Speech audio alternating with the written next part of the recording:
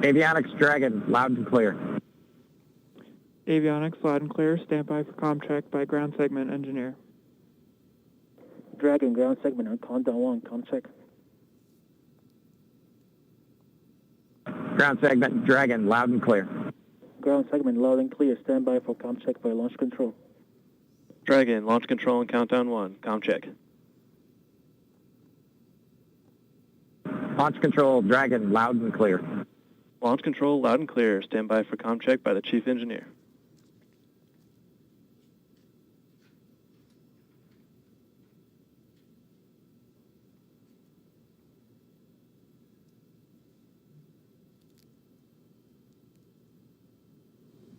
Dragon, chief engineer on countdown 1, comm check.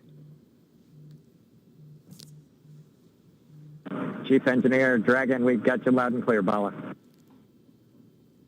Chief engineer, loud and clear. This completes the Falcon 9 responsible engineer comm check.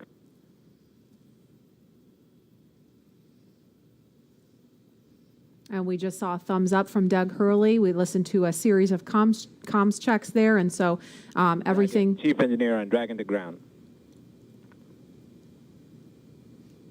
Loud and clear on Dragon to ground. Loud and clear. Well, good luck, and let's see if the rain clears up. That sentiment is shared by all here. You can do it.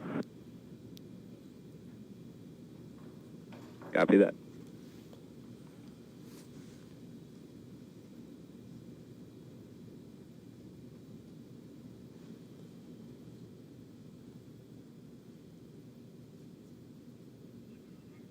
So Bob and Doug, along with the launch teams and all of the rest of America, hoping the rain clears up here. But as far as comms checks go, everything sounded pretty normal, pretty nominal there. So we're just waiting on the weather to clear up. But again, there's a live look at Launch Complex 39A, the site of 82 space shuttle missions where they began. And of course, Apollo, the first mission to the moon, Apollo 11 lifted off from 39A. And Leland, you were just 5 years old when that happened. Take us back there. Marie and Lauren, I was 5, and I was the antenna engineer during the broadcast. I was the kid standing behind the black and white Sylvania television holding the rabbit ears, and my dad said, move to the left, move to the right. And I was trying to look around the television to see what was going on, but they said, no, don't move, stay there. So I never actually saw the actual landing on the moon, Neil and Buzz walking on the moon. And the next day, all my friends in my community were like, yeah, you want to be an astronaut? We just had this momentous thing. And I said, no. I didn't see it. I want to be Arthur Ashe, because Arthur Ashe trained 5 blocks down the street from where I grew up. And my dad talked about his excellence, his perseverance, his athleticism. And so it wasn't until I got to NASA, working as an engineer at NASA Langley, that a friend of mine said, you'd be a great astronaut. And I just laughed at him. And I didn't fill the application out, but another friend of mine got in, Charlie Camarda. And I said, if he can become an astronaut, I can become one. So I applied the next year and I got in the 1998 class. And I think about this, again, storied legacy, Pad 39A. I was there in 2008 and 2009, Space Shuttle Atlantis, the last one that came in with Doug and the rest of the crew. And it's just an amazing time to see this new era with Lauren, with your SpaceX Crew Dragon about to take off. I never heard that story. I've got a million stories. A million stories. Wow. And it's so cool that, you do have a lot of these kids that are watching today who have never seen a flight, a human space flight from KSC before. And this is their first time. And I'm trying to remember back, I grew up in the shuttle era, and I grew up in Los Angeles, and I remember sometimes when the shuttle would land at Edwards Air Force Base, you'd hear those sonic booms. You hear the double sonic booms in school, and we all just knew, oh, that's the space shuttle. It was just a thing. We just knew about that. And it did make me sad that there's an entire generation of kids who didn't grow up with that experience. And I'm just so proud that, today, hopefully, we get to provide that for kids and hopefully have more and more of these launches to the point where it becomes routine, hopefully never boring, but routine. And there's talent in every zip code. So you have to make sure that every kid has the opportunity to do these types of things. If they believe in themselves, then we give them the right tools that they can use to be in STEM fields. And, you know, we have a very diverse group of people up here working together to get Bob and Doug off safely. And I think more people that see this type of diversity will have a chance to say, I can do that too. Yes. Absolutely. And, you know, we have a lot of kids watching today, and we have an opportunity to hear from another really awesome role model, especially for the little girls in the audience. So we want to throw it over to Gary in Houston to talk to a very special astronaut standing by there. Hi, Gary. Hi, Marie. I have the distinct pleasure of being joined by one of NASA's record-setting astronauts and a recent resident aboard the space station, Christina Cook. Christina, thank you for joining us. It's great to be with you today.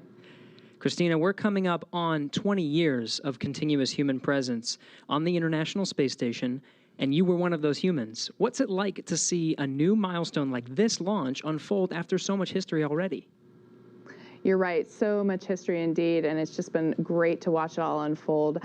I think for me, the most exciting thing is how NASA is not only innovating in what we do, exploring the universe, pushing the boundaries, getting knowledge on the space station, bringing it back to Earth for benefits here, but in how we do it. We're innovating in the implementation of those goals and of our mission. And what that means is that bringing in the private sector, bringing in a commercial space economy for low Earth orbit means space is going to be more accessible and more innovative. And it's just an awesome new era of history to be able to witness. You hold the record for the longest single stay by a female astronaut in space. What's it like living aboard for so long? Well, it is truly a privilege every single day. I have to say it's a beautiful thing to look down on the Earth and to be able to kind of contribute to a space program that you yourself have held in such high regard your entire life. I would say that the biggest challenge going into sort of those longer times is remaining vigilant. The engineers make it so easy to live on board the space station. Sometimes you forget you're actually surrounded by such a hostile environment. So remaining vigilant both day to day to have that appreciation that you wake up with every day, and then also being vigilant, knowing that things could take a turn for the worse at any time, and you have to be ready to react to that. So it's a great privilege, but it also comes with great responsibility. You came to NASA after the days of the shuttle program, and you flew on the Russian Soyuz. What does it mean to have this private capability to fly astronauts to the station? Well, I think it's just a great innovation in terms of our partnerships. You know, when we started out, it was individual countries pursuing space exploration. We brought in the international aspect of it, and now we're really folding in that commercial aspect, bringing the innovation of all of our American industrial power and recognizing that the more partnerships we have, the more accessible, the more innovative space exploration can be. So it's an awesome time, and it brings with it so much more capability into the program as well. So it's not only how we're doing it, but it's what it brings. We're looking forward to having this transportation from private companies. How does it help you do your job in space? You know, I think one concept that we have in NASA for safety and to mitigate risk is called dissimilar redundancy. And here now we're bringing up a whole second way of getting crew to the International Space Station and getting cargo, last-minute cargo. So we're increasing how much science we can do on board the space station by twofold. We're increasing how we can, our options for getting items up, stowage items, supplies, provisions, science experiments. So we're really just banking on the extra redundancy to make the program that much more robust. We're watching Bob and Doug go through the final phases of preparing for this launch. What's going through your mind so close to liftoff? Oh, it is such a great day indeed. You know, it's interesting because I think it's not so much what is going through your mind, but what's not going through your mind. You know, you're not thinking about all the things could go wrong. You're thinking about enabling success by doing what you've been trained to do. One of the sayings we have is that on launch day, astronauts are sometimes the most calm people in the room. And I found that to be true on my launch day too. I think it's kind of this career culmination of everything you've learned, everything you've dreamed of, and you know that it's coming together in that day and that you're going to finally do what you're prepared to do, execute the mission, and it just really brings a sense of calm and readiness. NASA astronaut Christina Cook, always an honor to hear from you. Thank you. Great to be with you. Well, once Bob and Doug arrive at the station, NASA astronaut Chris Cassidy will be ready to welcome them on board. So in anticipation of their launch, he had this message for them. Hello, everyone. I'm astronaut Chris Cassidy, commander of Expedition 63 on board the International Space Station, flying 250 miles above the Earth. Like you, I'm excited about today's launch and the possibilities it will bring to America and to the world. But also, I'm very excited that two close friends will be arriving and joining the crew. I had the privilege of flying with Doug Hurley on both of our first shuttle missions back in 2009. Together, we came to the International Space Station and helped construct the amazing facility that it is today. Although this will be my first mission with Bob, it was my honor to follow him as the chief of the office when he left back in 2015 to begin training for this amazing mission. Personally, I've been very fortunate to fly in two different spacecraft. Launching from America on the shuttle, and most recently launching from Kazakhstan in the Soyuz. But I can't tell you how exciting it is to know that we're once again launching Americans from the coast of Florida. And finally, here's a story I'd like to share with you. Back in 1981, John Young and Bob Crippen launched on Space Shuttle Columbia, the very first space shuttle flight, marking the last time we flew Americans on a brand new vehicle. Roger. With them, they flew an American flag, representing America's technical prowess. Roger, roll, Atlantis. 30 years later, that same flag was flown to the International Space Station. This flag remains here today, waiting for Bob and Doug.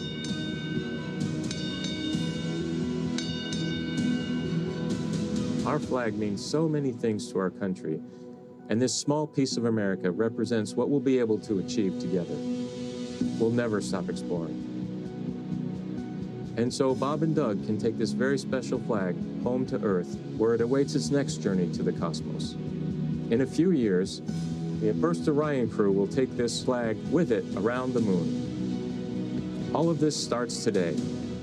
I'll be watching outside the window along with everyone else in America and around the world. I can't wait to look out the window and see my friends on close approach. Go Falcon 9, go Dragon, and go Bob and Doug. I'll see you soon. And there again is a live look at Launch Complex 39A at Kennedy Space Center in Florida, where we are T-minus 1 hour, 41 minutes, 58 seconds and counting from liftoff of the Falcon 9 rocket carrying Crew Dragon with astronauts Bob Behnken and Doug Hurley strapped inside. We can see some raindrops on the screen there. It looks like rain coming down at the pad, but we're still monitoring weather, and it sounds like there's going to be another decision point before they start fueling the Falcon 9 rocket, which is scheduled to happen at about T-minus 35 minutes. So we just heard a little bit about where they're headed. If the weather cooperates today, to the International Space Station. Leland, you've been there twice, and I know just from what you've told us, it's this Leviathan in space and the site of so much important work and partnerships happening. Right. Chris Cassidy is up there floating in the Columbus laboratory that I installed, or our team of us installed on STS-122. And I think about, using this robotic arm that was made in Canada. The European Space Agency built the Columbus laboratory, and my job was to use that arm and attach it to the International Space Station. And as it was getting closer and closer, the motion just stopped. And I'm like, what is going on? And there are 4 ready-to-latch indicators that have a very slight spring force that I was moving so slowly with the hand controller, the translational hand controller, that spring force stalled out the motion. And Peggy Whitson was behind me, and she said, Leland, there's some commentary. Weather update, I think. Go ahead, Jay. Hey, Doug. We're still waiting for a weather update expected at 18 Zulu. Therefore, the next assessment will be closer to the propellant load time. We are currently no-go on launch weather, but we are showing an expected clear of 1830 Zulu. Okay, copy all. Thanks for the update. So we just heard if they were to launch right now, the weather would be no-go. However, it sounds like there may be an opportunity if the weather clears, as it sounds like they expect it may. So again, we're gonna keep listening as we continue talking. If we start to hear any kind of chatter, especially if it's about the weather, we're gonna do our best to quiet down so that we don't step on that and everyone can hear it along with us. But Leland, you were just talking about the work on station and Peggy Whitson was getting ready to tell you something. Well, so the Columbus Laboratory is stalled out. It's about to be attached. And there were 10,000 people waiting. Their job security depended on me installing this thing properly. Right. And Peggy said, Leland, push just a little bit harder on the hand controller. And all 4 ready-to-latch indicators went green. And I was like, yes! And that was our primary mission objective. But that paled in comparison to what happened next. Peggy invited us over to dinner in the Russian segment, and we had this meal with people from all over the world, Russian, German, French, African-American, Asian-American. This diversity that we talked about earlier, were up there breaking bread at 17,500 miles per hour while listening to Sade's Smooth Operator. It blew my mind. It was Smooth Operator, right? What an appropriate song for the I know. job, too, right? Wow, does she know? She knows now. Yeah. And Dan Tani actually changed the song from Smooth Operator to Arm Operator. So you see Arm Operator. Love it. Love it.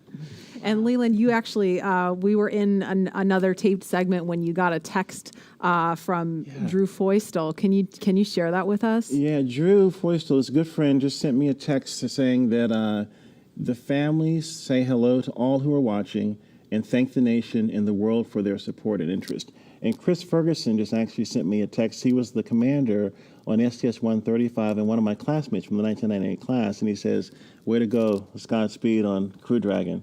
That's awesome. It's great to hear those words of support. Thank you guys for watching and everybody following along at home. I mean, the COVID-19 situation has been just a tough time for people stuck inside, homeschooling their kids, still trying to do their jobs, and so it's really cool to be able to watch this happening. And we see the pad closeout team. Looks like they are getting ready, or they've left the white room and they've already come down the crew access arm, so they are getting ready to leave the pad now. And we are going to go now to the Operations and Support Building 2, where Daryl Nail is standing by with NASA's Chief of Staff to talk to us a little bit about some of NASA's ambitions beyond the International Space Station and its work with the Commercial Crew Program. Daryl? Yeah, that's right. We're here in the mission briefing room at the top of Operations and Support Building here, where there's a lot of important people that are gathering to watch the launch here. And one of those people is not me, by the way. One of those people that is important is Gabe Sherman, NASA's Chief of Staff. We appreciate you being here. Hey, thanks for having me, Daryl. You got kind of the insight of what's coming down the pike here at NASA. So, of course, today is Commercial Crew, and we're focused on that and seeding the commercial market. But what's off in the horizon for NASA? Well, I'll just tell you, it's an incredibly exciting time to be at NASA, and you know this. I mean, you're here every day. But whenever you think about what we're doing with Commercial Crew, in the horizon in July, we're launching Mars Perseverance, which is just going to be an incredible thing for us. You look at the end of this year, SLS, the largest rocket in the world, is going through testing right now, going through green run testing, and we're hoping maybe by the end of the year we could even get it right out here to the Cape, which would be just an incredible achievement for our team. So there is no shortage of things to be excited about at NASA right now. And it feels like everything is really starting to happen here recently with everything that you just mentioned. And if we get that first Artemis launch, that could be right around the corner as well. Oh, man, we're looking at, I think, late 2021 is what we're looking for. And so you think about SLS potentially moving from the green run to the Cape. You've got Orion finishing up its last little bit of testing. It moved from Plumbrook earlier this year, our station up there in Ohio, down to KSC. So we're looking at checking it out throughout next year. And hopefully we'll have the first integrated flight of SLS and Orion at the end of 2021. And I'm telling you, that is going to be a moment. That will be exciting. Yeah. And there will be a thunderous boom right here at the Kennedy Space Center. So with Mars as the end goal, how does all of this get to that end point? You bet. No, and I think that's what's so important about the Artemis program, right? Our long-term vision is to get to Mars. But, when you think about Artemis, everything that we're doing at the moon is helping us learn, prove out capabilities and technologies, work through the right mission durations, understand how we utilize the resources of the moon potentially to go further onto Mars, so the technology, the science, the exploration, architecture that we're putting together, each and every piece of it is helping us learn a little bit more, prove out a little bit more so we can take that next giant leap to Mars. And so everything that we're doing at the moon helps prepare us to move on to Mars. How about the activity in low Earth orbit, like Commercial Crew, which is happening today. How does that help us for missions to the moon? Yeah, I think anytime you're launching humans, you're learning, right? And you're taking what you've learned and you're moving it forward to the next mission. But I think it's really about the business case. If you think about what Commercial Crew is, it's NASA moving from owning and operating hardware to buying a service, right? And if you remember, just a few weeks ago, we awarded 3 contracts on the human landing system to commercial companies. And so we're hoping that we move to a day where we're actually buying a service to get our astronauts back and forth to the moon. So actually enabling the commercial market to go from low Earth orbit all the way out to lunar orbit. And so Commercial Crew is a great proving ground for that, helps us prove out that business case, build those partnerships, and then we get a feed forward to the moon. So it means a lot. This means a lot as we move out. And it's really exciting when you talk about the Commercial Crew, the commercial aspect going to the moon, and those partners.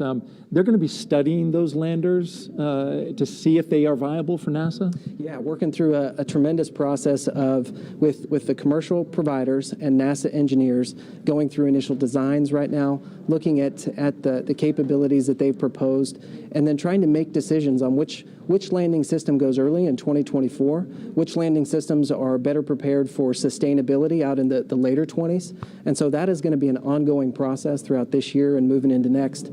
So it's going to be really exciting to kind of see what comes out as, hey, this is the lander that's going to take the first woman and the next man to the moon in 2024. Right, so different than the time of Apollo when we went to the moon. Yeah. And that program ultimately came to an end. The idea here, though, is to try to create some sustainability. Talk about that. Right, and sustainability, you can get to sustainability if you have reusability, right? And that's what we're seeing with Commercial Crew for sure. But whenever you think about our human landing system, you're looking at a system that we put out there at the moon once we get to sustainability, and it's going back and forth, taking multiple trips to the lunar surface, back up to Gateway, which you're familiar with, is kind of our smaller space station we're going to put in orbit around the moon. So we are building an architecture that is going to enable reusability at the moon. Apollo never had that. And so whenever you think about driving down cost and increasing access, reusability, sustainability are critical. So you get to see everything from a very high level at NASA. What's it like for you personally, I'm curious, to be here at the Kennedy Space Center to watch a launch and to just see this amazing facility where all of this activity happens? Yeah, I think sometimes people think since I work at NASA, I'm around this stuff all the time. I'm not, right? I don't get to come down here nearly as often as I'd like. So it's just as exciting for me as it is for anybody else in this room. When you think about all the hard work that our team has put in to get us to this day, to actually come down and be a part of it with them, it's just overwhelming and incredible. So we're just a little bit excited. All right, Gabe Sherman, NASA's Chief of Staff. We appreciate you joining us today and enjoy the launch. I certainly know you will if we were able to get that one off. We're going to toss this back now to Hawthorne, California. Joining us now is SpaceX's Lars Blackmore to discuss SpaceX's future ambitions to visit the moon and Mars. Thanks for joining us again today for a second round. You're welcome. Could you tell us just a little bit about your background and what you do here at SpaceX? Yeah, well, I'm in charge of entry and landing for Starship, which is SpaceX's next rocket after Falcon 9. And before that, I worked for many years on the same thing for Falcon. So hopefully today you'll see another one of those landings on a drone ship. Awesome. And speaking of that, what role does reusability play in getting people to the moon and Mars in the future? Well, it's really all about making human spaceflight affordable. And what you want for that is a 100% reusable rocket. Now, Falcon is only partially reusable, but Starship is going to be 100% reusable. And we've actually already started working with NASA on using Starship to send astronauts to the surface of the moon for the first time since 1972. Not only that, Starship will be refuelable on orbit. And the combination of those two things will let us send people basically anywhere in the solar system with more payload for less money than I think people have really been contemplating. I think for the first time, we can seriously talk about things like lunar bases, or what SpaceX cares about most, a self-sustaining civilization on Mars. Right. So what you're saying is I will have an opportunity soon to get on board one of those spaceships. I very much hope so. Yeah. So speaking of reusability and landing, I know you mentioned Starship will be refuelable in orbit, but Falcon does come back and land back on Earth. What are the challenges with actually landing on the moon and landing on a planet like Mars? Yeah, well, you can't land like a plane because the moon and the Mars either have no atmosphere or have a very thin atmosphere, and even if you could, there's no runway that someone's built for you. So that's one of the reasons that we do propulsive landing on Falcon, because we want to figure out how to do propulsive landing. That fundamental architecture works on basically any planet. If you have no atmosphere like the moon, you do a propulsive landing burn all the way. If you have a thick atmosphere like Earth, you let the atmosphere slow you down as you float down, then do a short landing burn at the end. And for Mars, which has an atmosphere but a very thin one, you do something in between the two.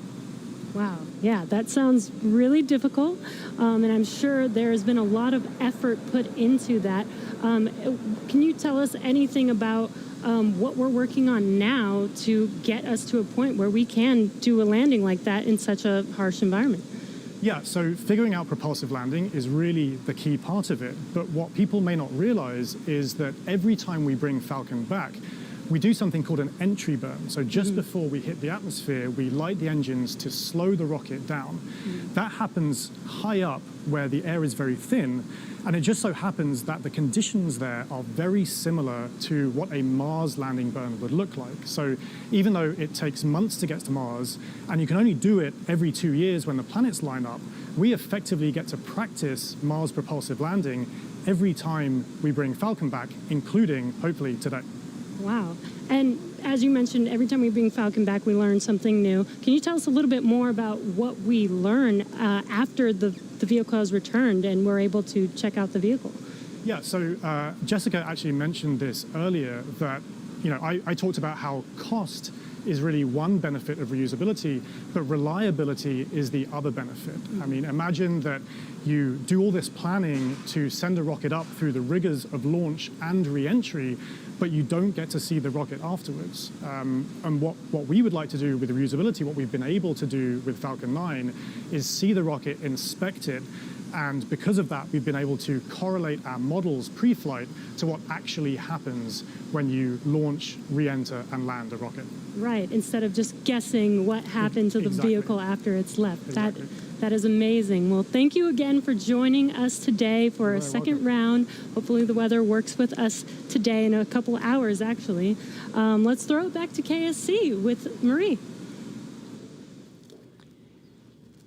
All right, actually, we have Lauren here. Now, today's mission opens up the door to one day allowing the general public to be able to visit places like the moon and Mars.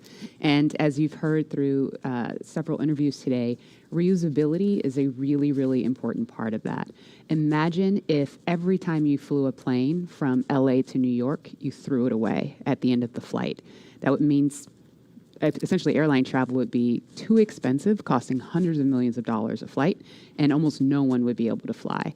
And so that's what SpaceX is trying to do here with reuse, allowing not just a handful of people to be able to go to space, but tens of thousands and hundreds of thousands of regular folks like you and me to be able to go to space. So, myself, when people like me have a chance to go, I know my dream is to land on Jupiter's moon, Europa. Scientists believe that there is a liquid water ocean underneath the ice and that it has the potential to be habitable. And so I'm super excited to get up close and personal to maybe some space fish. Leland, what about you? Where would you go? Wow, that's a pretty interesting destination. I think I would like to go to Mars. We've studied Mars so much and looked at it, and I think maybe having a Martian base that is dog friendly, bring the pups along, because I think as we explore, we want to take our families, our cultures, our traditions, with us, and flying with Doug and Bob is cool, but having more people, There's the dogs. The puppers, taking the puppers to space. I mean, they're not. They look ready to go. They are ready to go. We just needed maybe some like SpaceX type suits for them, But it's that's what it's all about, exploration. Like the settlers going west, they took everything with them, and they started these new communities and these new traditions. And I think that's what we do with space travel. We start new traditions and communities and bring everyone together as one family, one civilization. Absolutely. We're here for it. And knowing that the opportunity to fly to space as a private citizen is really just right around the corner, we have a new poll question on Twitter for you. If given the opportunity to fly to the moon, now we're talking the moon, would you fly to the South Pole where no one has ever been, or would you go to the Apollo 11 landing site? So those are going to be some interesting answers. And while there is not a ton of cargo on today's mission, Dragon is carrying 2 very special payloads, aside from Bob and Doug, of course. The first of those payloads is a series of custom art pieces entitled Humankind by Los Angeles artist Tristan Eaton. These indestructible, double-sided paintings made from gold, brass, and aluminum celebrate how far humanity has come, as well as how far we still have to go. It includes a beautiful homage to the Saturn V rocket, as well as a nod to Bob and Doug's current ride to space. And you can find more images and information about these pieces on SpaceX's social channels. Next, in the spirit of inspiring the next generation of explorers, we wanted to celebrate the class of 2020, from kindergarten all the way to graduate school. So SpaceX and NASA invited students from around the world to submit their photo to fly on America's first human spaceflight in nearly a decade. Each graduate's photo was used to create a mosaic image of our beautiful planet Earth, which we printed, and it's now being flown aboard Bob and Doug's flight on the Crew Dragon spacecraft. We received nearly 100,000 photos. That's a ton, so thank you, and congratulations, graduates.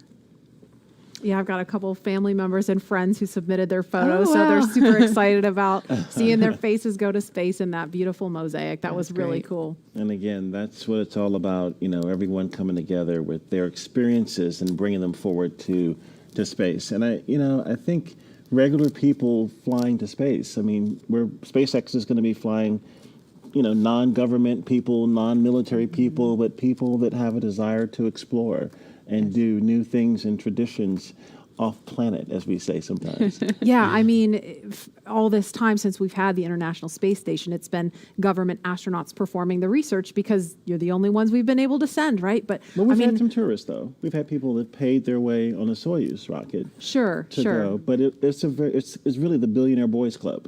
That's what Pharrell talks about with, it costs so much money to go to space. And I think that price point will come down as we make this more amenable for everyday people. Absolutely. And then eventually being able to fly artists and musicians and poets. People can tell the story of what they've seen out there in a way that really connects to the soul of people down on Earth, so they feel inspired to go. Exactly. Now, following today's mission, we will be one step closer to a future where we can all have that opportunity to gain the orbital perspective and explore new worlds.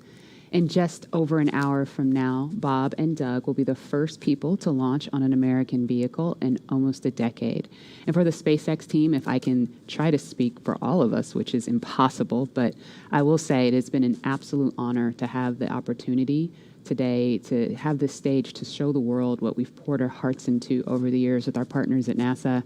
And it's just deeply humbling to know that the agency and that Bob and Doug have entrusted us with this critical mission. The responsibility that's on our shoulders is huge, and we're just so grateful to be here today.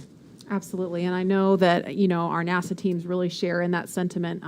We heard from just a handful of them earlier when Bob and Doug were riding out to the launch pad. But there's so many people that we're probably never going to see or hear from on the public stage, but that have poured their hearts and souls, as you said, into this mission. All the engineers up late hours, checking, double checking, triple checking everything to troubleshoot and solve problems and get us to this point. So it's just really awesome that we've made it to this point. When you think about legacy, Katherine Johnson, who helped get John Glenn to space, her daughters are watching right now. Mm-hmm. And that legacy going forward to the future of space travel is powerful. Wow.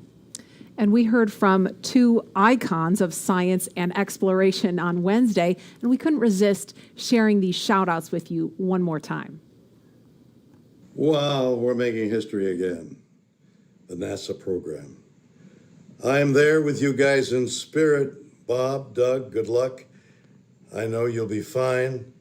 I'll be watching and got everything crossed. arms, legs. I'm tied in a knot. Can't wait for you to get back safely. This is the first time a U.S.-built rocket has taken people into space in 9 years. It's quite an accomplishment. So for us at the Planetary Society, more rockets means more exploration. More people in space means more exploration. More countries involved in the endeavor of spaceflight means more exploration. This is how we know the cosmos and our place within it.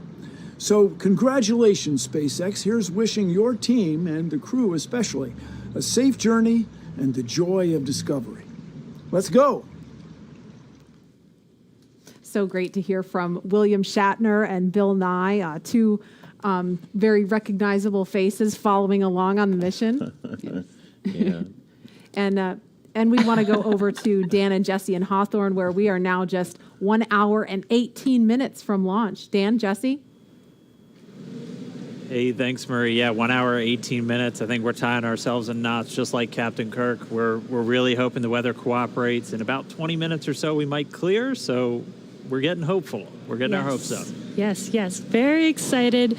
Again, we're T-minus 1 hour and 18 minutes from launch, and the anticipation is real over here. Since arriving at the spacecraft, Bob and Doug were helped by our closeout engineers to get into their seats, attach their suits to special umbilicals that provide breathing air, pressurized nitrox, and a communications link to Dragon systems. They conducted leak checks, which were successful, and communications checks with the Corps here in Hawthorne, which is the person who will speak to them directly throughout the mission, as well as the launch director in Florida.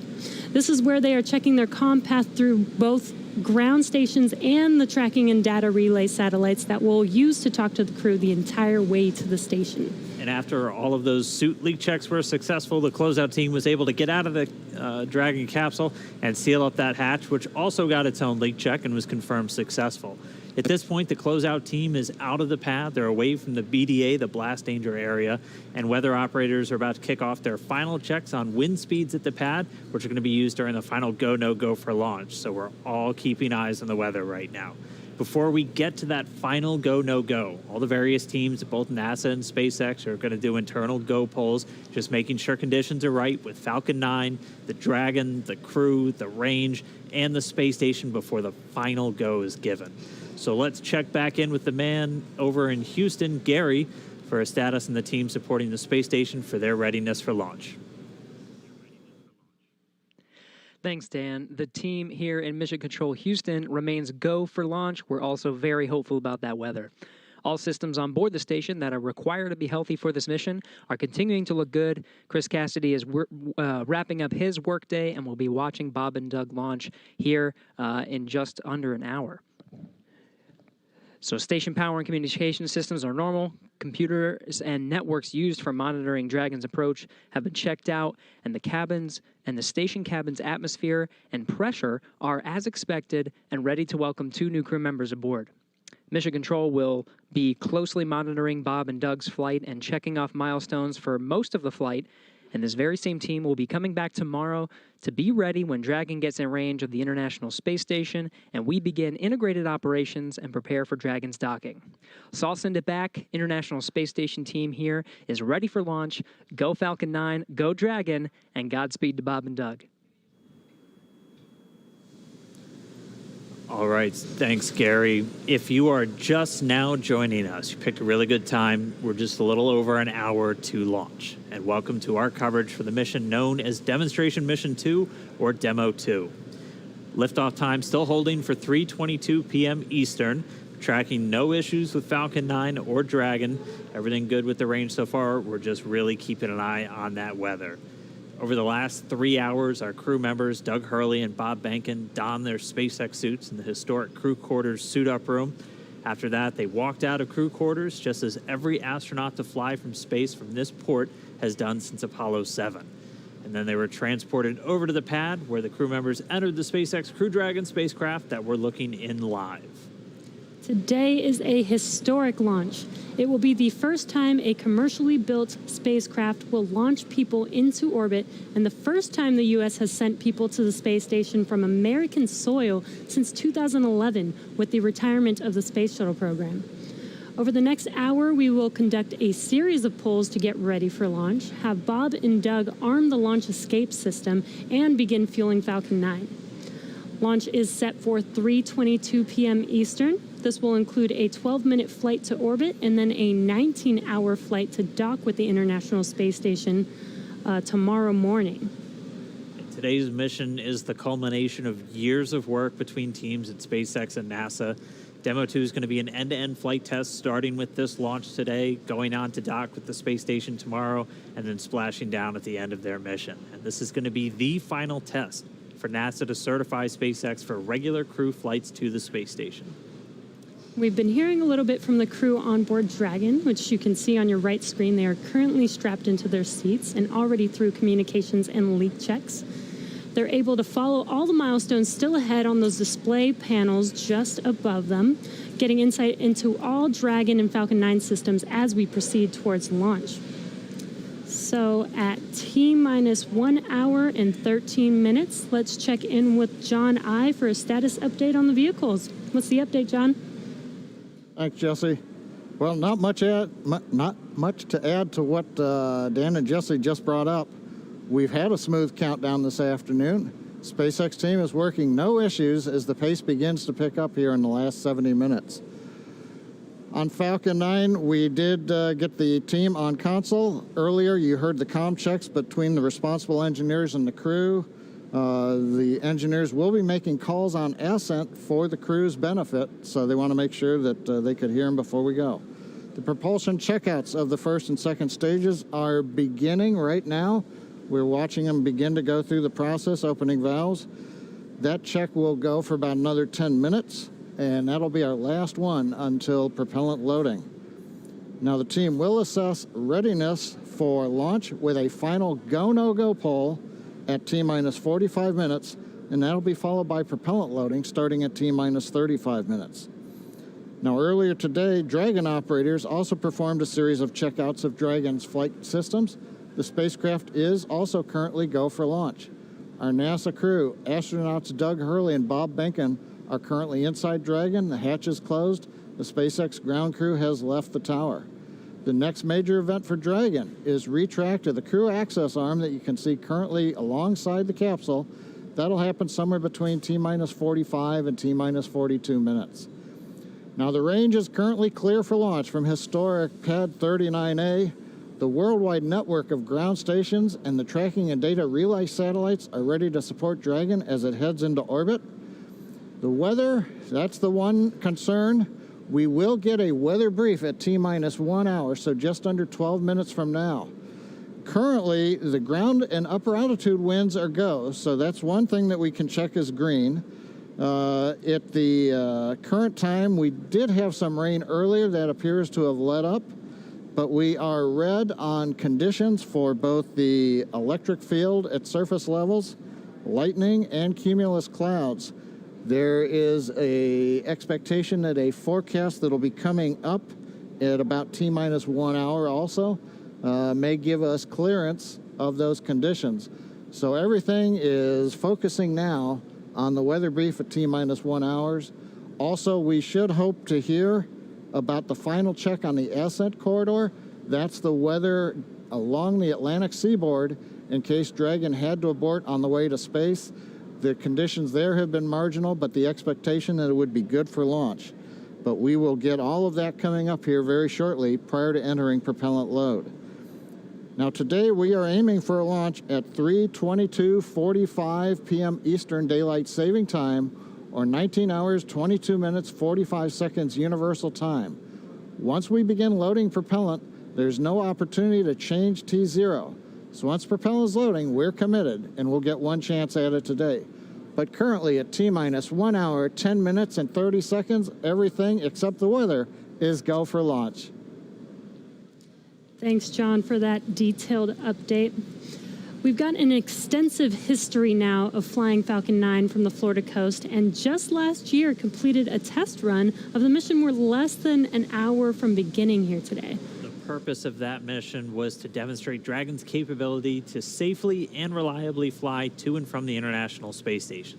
The success of Demo-1 was a really exciting moment, Falcon paved 9, the way Falcon for 1 today's is mission starting. to where we are today. And right now we're getting ready to fly U.S. astronauts from U.S. soil for the first time since 2011. Dragon and Falcon 9 together have years of operational experience, or what we refer to as flight heritage. As I mentioned earlier, SpaceX has successfully completed 21 flights of Dragon to and from orbit since 2010, including 20 trips to the International Space Station. Not only have we conducted thousands of hours of testing, we've also enhanced and added a number of safety features to Dragon. Much of what was learned with the Cargo Dragon was leveraged in the design of this new vehicle. It's fully autonomous, which means it can basically fly itself, but also features that full manual override capability just in case of emergency. And many of the other enhancements help towards SpaceX's goal of reusability and less refurbishment time between missions. So let's take a closer look at these advancements. Standing at almost 27 feet tall from the very bottom of the trunk to the very top of the nose cone, Crew Dragon's comprised of two main elements. You have the capsule, which is designed to hold crew and pressurized cargo, and then you have the trunk, which holds unpressurized cargo as well as having a solar array and radiator. And the nose cone at the top of the capsule protects the docking system as well as the guidance navigation control system, or what we call GNC. The nose cone opens for docking and remains attached to the Crew Dragon spacecraft, and that's unlike the previous version of Dragon, and that helps towards our reusability efforts. Completely opposite the nose cone is that trunk. It has attachment points for Falcon 9, the Dragon capsule, and it can hold cargo.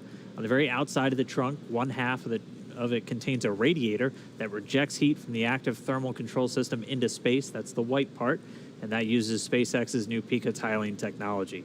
The other half contains the solar cells used to charge the spacecraft's batteries. And though we only have 2 astronauts on board today, the spacecraft is actually designed to accommodate up to 7 crew members with modular seats that can be removed and replaced by additional cargo. The seats are made of carbon fiber and are custom sized for any crew member flying on board. The control panel centered right between the pilot and the commander seats and has those 3 touchscreen displays that gives the crew insight into Dragon and even the ability to operate the vehicle and fly it manually. And finally, our Super Draco launch escape system is a key safety feature of Crew Dragon, giving the crew the ability to safely escape from the time of launch all the way to orbit. And as we look to the future beyond this test flight later this year, the first operational crewed mission for NASA will take place. NASA astronauts Mike Hopkins. Reminder, review your launch commit criteria and indicate readiness at the appropriate time. Step 5469 for propellant load and launch. That's a good sign. That was the launch director. We're getting ready to pull the teams as we move towards that go, no go for propellant loading, which happens at about 45 minutes before launch. But back to our Crew 1 mission, NASA astronauts Mike Hopkins, Victor Glover, and Shannon Walker, and Suichi Noguchi of the Japan Aerospace Exploration Agency, or JAXA, were chosen to support this mission. And bleeding Again, it's M1Ds called and Crew I'm back 1. now.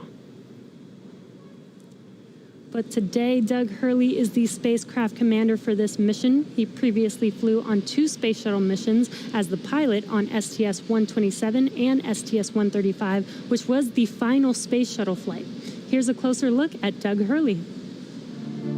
Excited? Very excited. Yeah, very excited. You feel ready? Still pumped? Oh, yeah, I think we're ready. I think we're certainly ready. Joining the SpaceX Demo-2 test. He is a Marine Corps colonel and test pilot. He was selected as an astronaut in 2000. He piloted Space Shuttle Endeavour and Atlantis for STS-135, the final space shuttle mission. Introducing NASA astronaut Doug Hurley.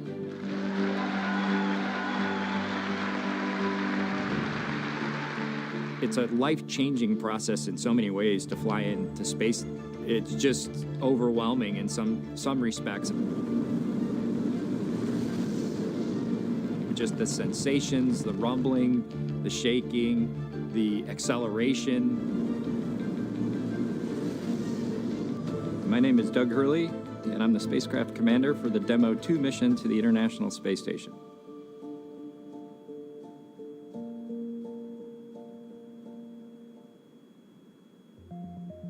This will be the first time the Dragon had a crew on board, and so there's a myriad of objectives we want to achieve for this mission. What would work on orbit, what might not work on orbit, what would definitely work.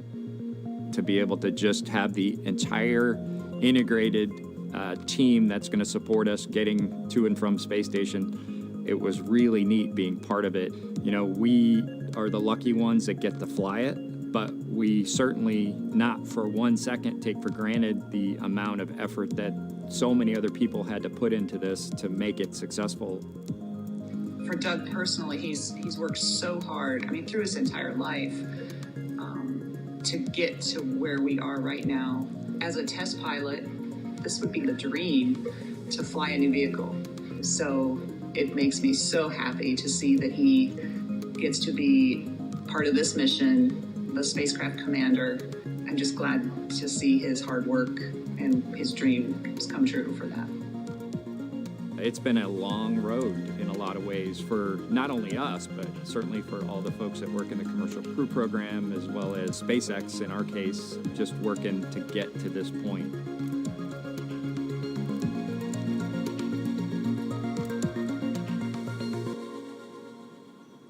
And we're a little over 1 hour, 3.5 minutes away from launch. Now let's learn a little bit more about the man sitting next to Doug Hurley inside Dragon, NASA astronaut Bob Behnken. My career at NASA has kind of spanned a couple of decades at this point. I arrived with the class of 2000, went through the training program, primarily focused on the Space Shuttle and the International Space Station, learning those systems. Having launched a couple times on vehicles, you know, the second time was definitely different than the first time. You can feel a little bit guilty of, hey, should I study one more thing, or is there one more piece of information I should get? Am I really prepared or not? So that's definitely different between where I was on my first flight and where I'm at right now. For me personally, as a spouse, watching everything that Bob has put into this over the last 5 years, the dedication that he's shown, the perseverance is pretty special. For both of us, though, the way our minds work, it won't be until sort of the mission is complete that you have really a chance to savor it and celebrate it.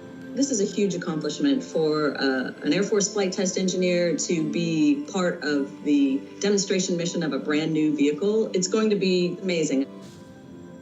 Without a partner that has that same appreciation, I think it can be challenging for some folks. There's a lot of work and a lot of time that takes away from family that that my spouse appreciates, and I love her for that.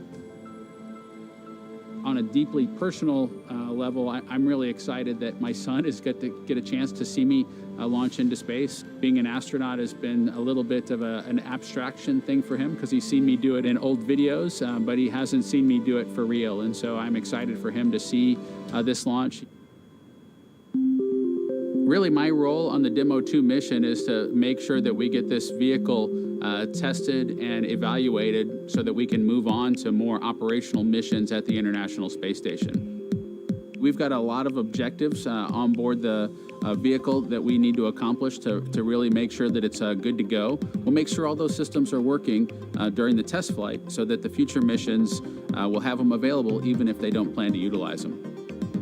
Through years of the NASA team, helping to share that experience and teaching them the lessons that we've learned by going through this. Now there's another capability in the U.S. besides NASA to operate something of this magnitude. I want to thank the entire Commercial Crew Program team that's worked together to get to this point where we've got vehicles in the launch pad ready to head to the International Space Station.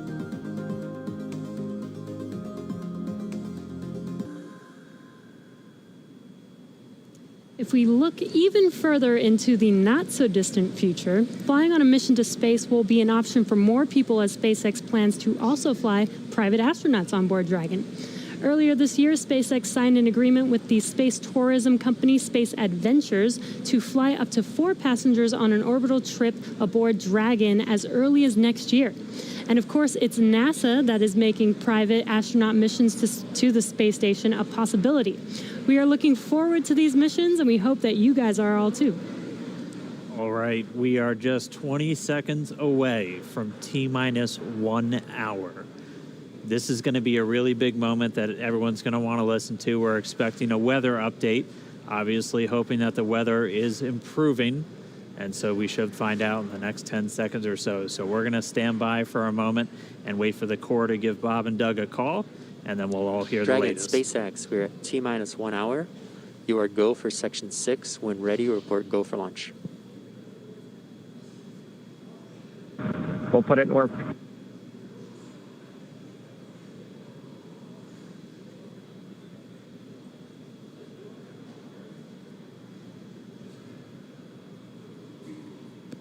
And that right there was a call for the crew to refer to some of their procedures. They do some final checks. You can see them checking harnesses, checking helmets, just making sure that they're strapped in and ready to go. And once they're done with that, the crew will report their readiness for launch.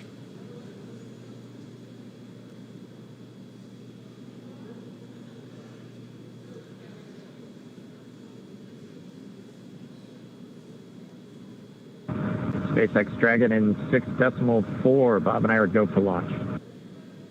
Copy, go for launch. And next up will be go no GoPro at T-minus 45.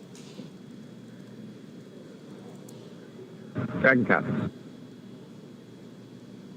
All right, the crew is go for launch. So we are inside of 1 hour, still waiting for the weather update.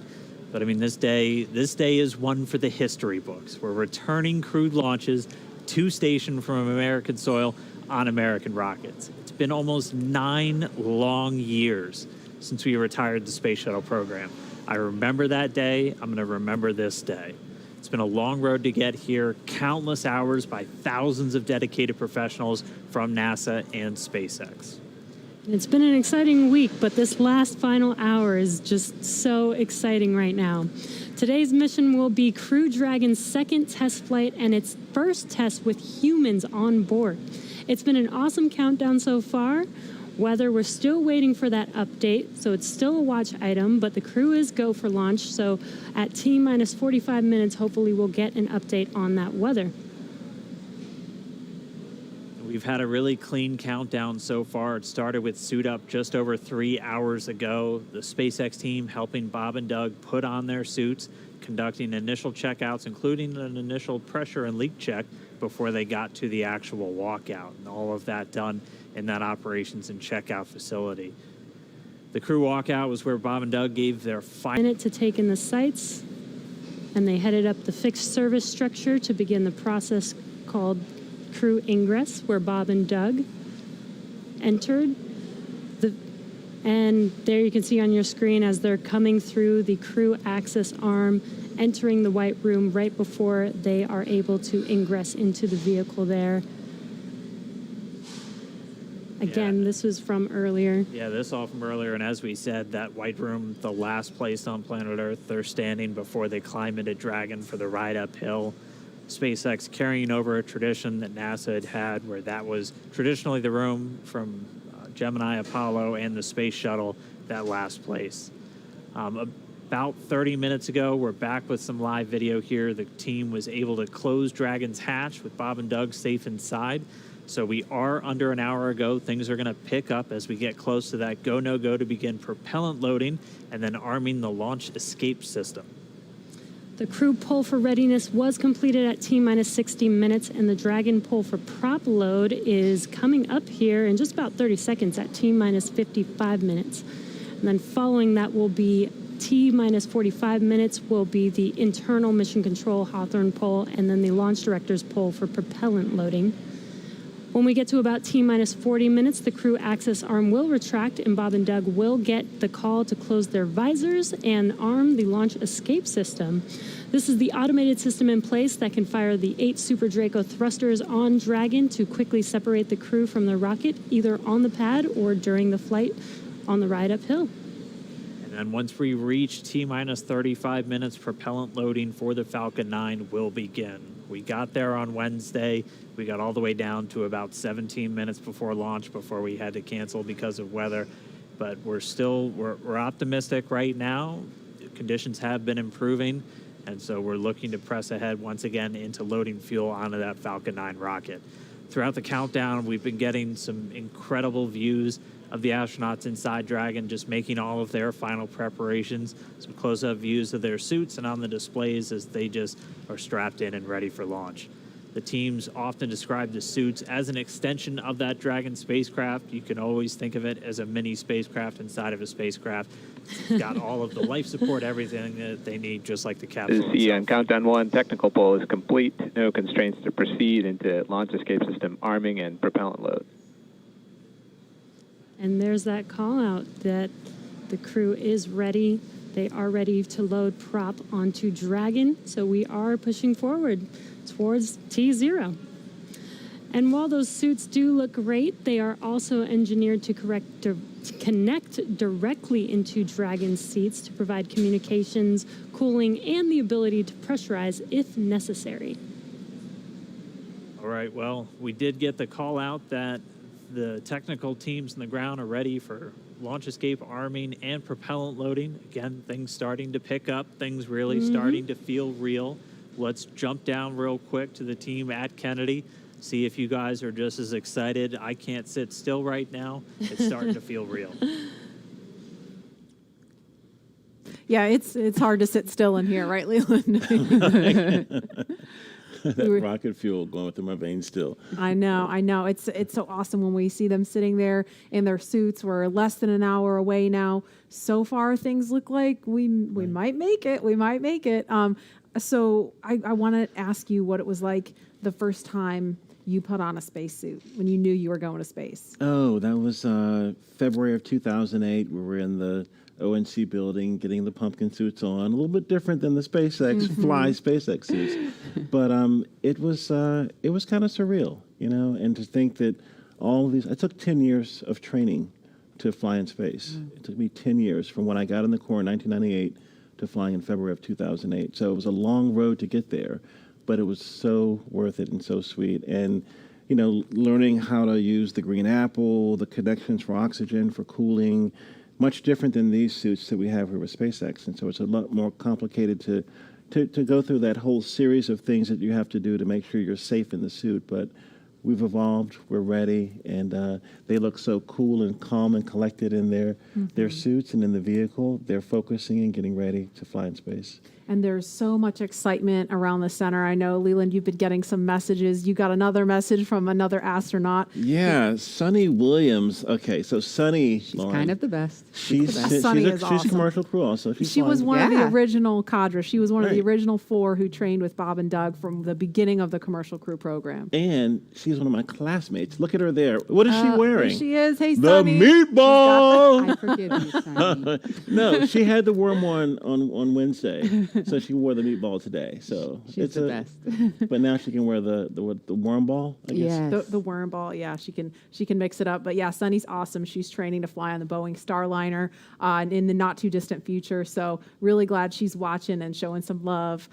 So thanks a lot, Sunny, for sending that note. And again, we're looking at a live view of the Crew Dragon on top of a Falcon 9 rocket.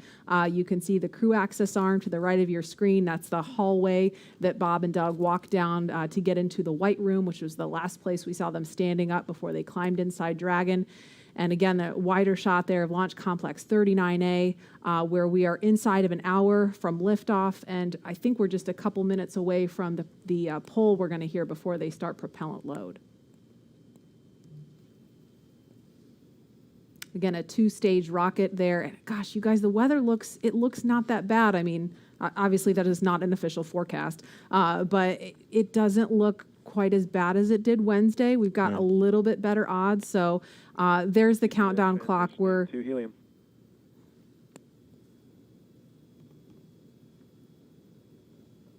going to pause to listen to that comm.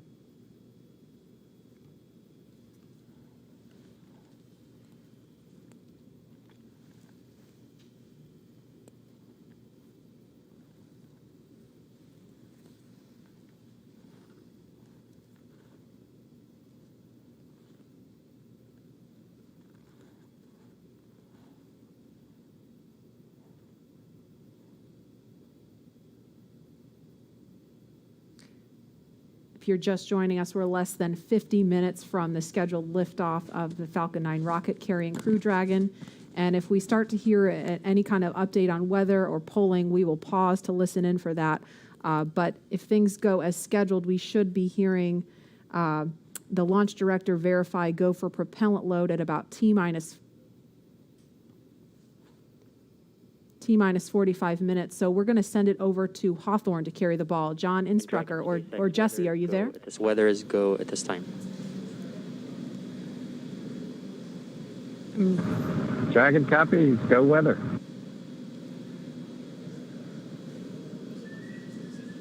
And there you heard that call out. So far, we have good weather. We are go for launch today. This is getting really exciting. I don't know about you, Dan, but my heart is beating pretty fast right now. Yeah, we've been waiting for those words since Wednesday. Oh, and yeah. we did hear a call to the crew, just in case you missed it, that they were only tracking one final weather constraint. It was the cumulus cloud rule.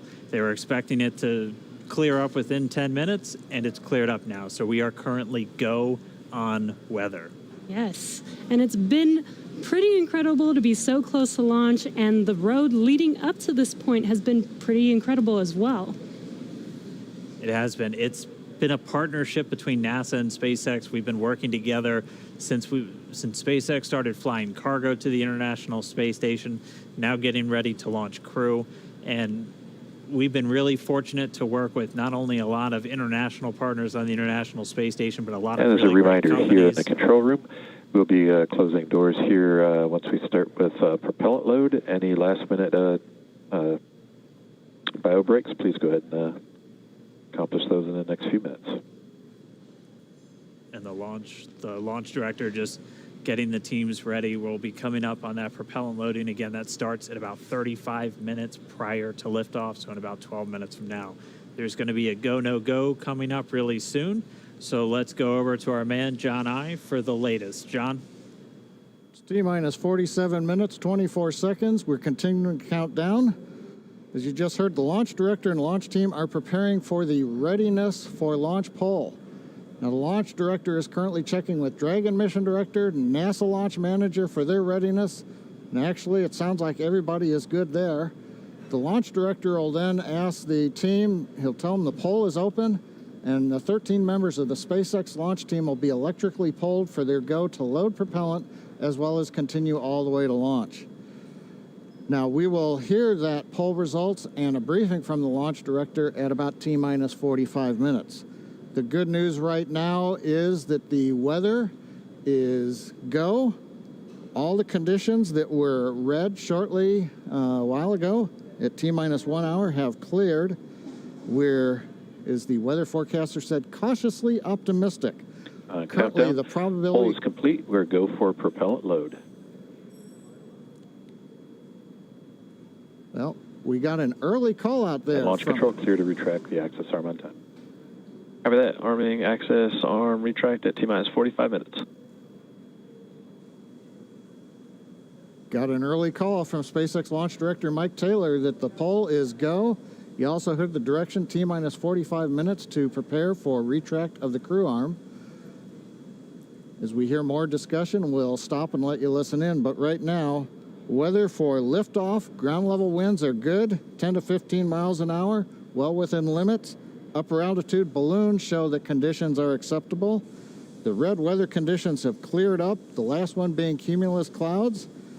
And the probability of violation is set at 30% right now, so that's 70% chance of good weather. We're continuing to watch. There is about a less than 10% chance of lightning. We're also watching the abort corridor off of the Atlantic coast. In case, for example, at stage separation, Dragon had to abort into the ocean. The conditions there are acceptable. There has not been lightning lately. The weather, winds are good, light rain. It is go, but NASA is going to continue to watch those conditions. T-minus 45 minutes and counting. Reminder on hold and launch escape protocol. For non-urgent no-go conditions, brief the CE or LD, and they will approve aborting launch auto-sequence and proceed to launch abort. For urgent issues affecting the safety of the operation, operators shall call hold on the countdown net. Launch control will immediately abort the launch auto-sequence and proceed to the launch abort auto-sequence. Operators shall also advise launch director whether structural break or fire is imminent or occurring per Dragon manual escape flight rules. A reminder on fire alarm instructions. In the event of a fire alarm, key operators previously briefed will remain at their post while the alarm is evaluated. In the event that personal safety is threatened, evacuate to the south-facing emergency exit, which leads directly outside. At this time, weather is go for launch. You can see on the screen, we're inside T-minus 40, we're T-minus 44 minutes, 5 seconds. Crew axis arm retracting away. SpaceX launch director is giving the final brief to the crew. And we will be beginning propellant loading at T-minus 35 minutes. So right now on Falcon 9, ready to get into propellant loading. Dragon, crew, getting configured, set up. The arm is pulling away. The range is go for launch. They continue to monitor the air and the sea space. Everything looks good. And we finally have gotten green across the board on the weather conditions, but we can't take a deep breath quite yet. We're going to have to watch the weather all the way down to T0, both here at Kennedy Space Center and out in the Atlantic in the abort zones. Now, earlier we saw many of you following the launch from the United States on our hotspot map. Now that we're inside an hour, we're seeing large numbers of folks logging on, tuning in from coast to coast and around the world. So we'd like to know, is this your first time watching a launch live, not counting Wednesday? And if not, how many have you seen before? Tell us using the hashtag LaunchAmerica from your favorite social media platform. And with that, at T-minus 42 minutes, 50 seconds, conditions are go, and we are counting down for an on-time launch. Let's send it back over to Kennedy Space Center as the action begins to pick up on the pad. Dragon, SpaceX, you are go for Section 7, close visors and arm launch escape system. We will put Section 7 in work. Visors come in close.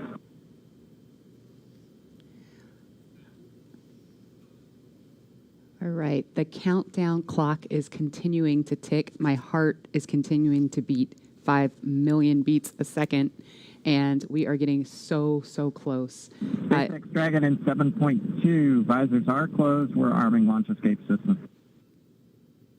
Copy. And as you just heard, the crew is arming the launch escape system. That is one of the absolute last big milestones prior to liftoff, other than nominal Falcon operations.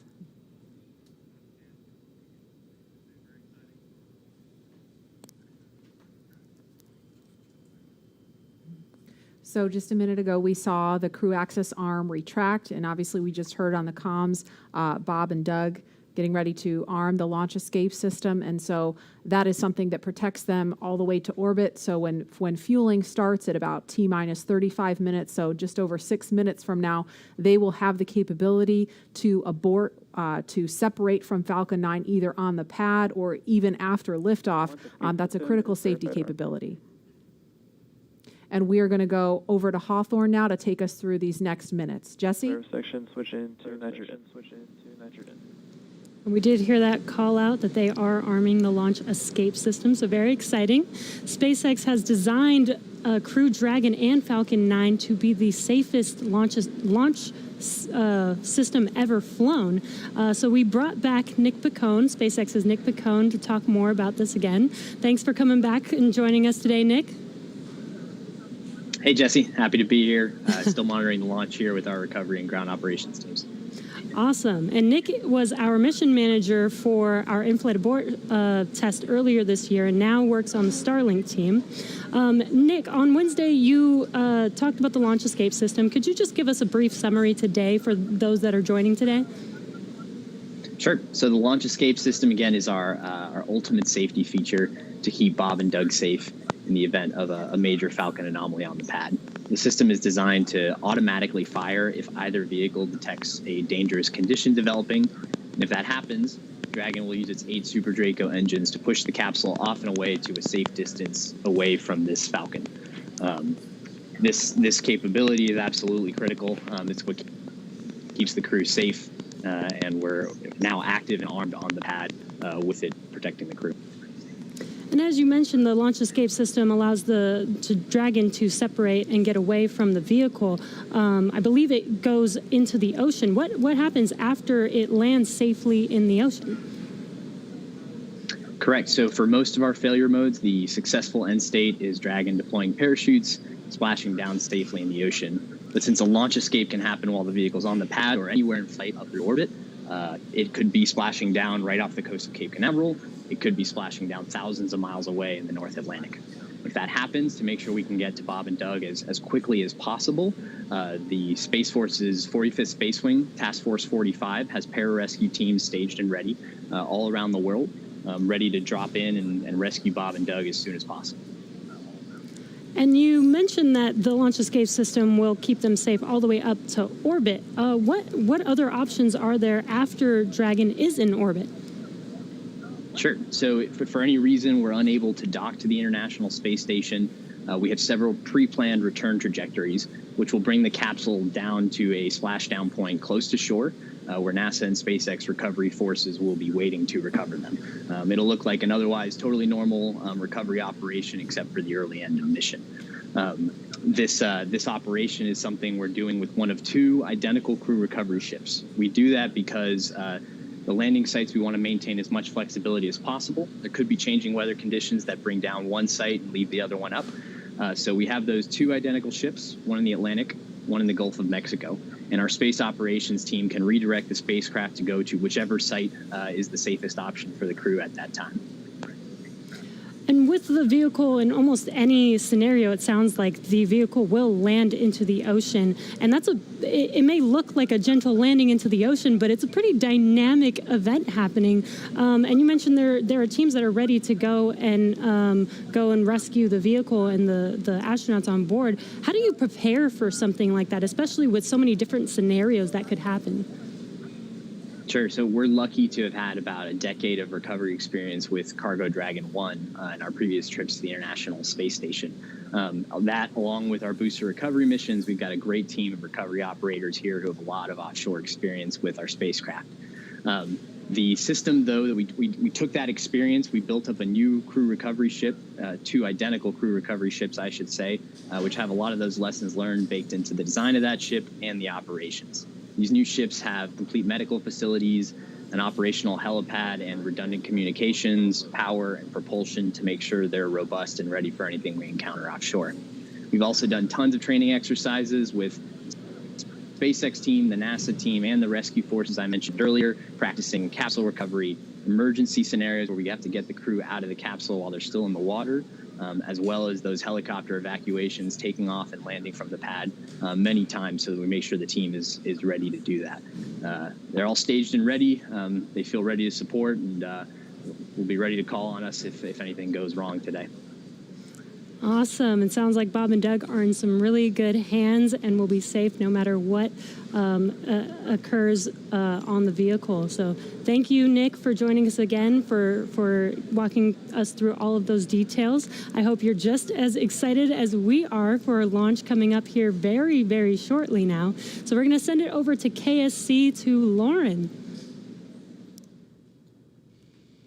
Thank you, Jesse. So as you just heard, fueling is about to begin at T-minus 35 minutes. We are about 50 seconds away from that. And so we're getting really, really close to the first launch of astronauts into orbit from American soil since 2011. The launch escape system is armed, which, as you know, happens before fueling. And Dragon propellant load, that's the propellants that are inside of the Dragon capsule, not the rocket. Prop load for Dragon took place weeks ago and just a few miles down the road in what we call Dragonland. And those propellants, they are MMH, or monomethyl hydrazine, which is the fuel that we use. It's hypergolic fuel. And NTO, or nitrogen tetroxide, that's the oxidizer. Those two come together and they ignite in space to propel the vehicle. You don't need that TTEB or a third thing to ignite because hypergolic propellants don't require it. You just need the fuel and the oxidizer. And as you just heard, propellant load has started on Falcon 9, and that's awesome. All right, so that bipropellant system feeds all of the engines on Dragon.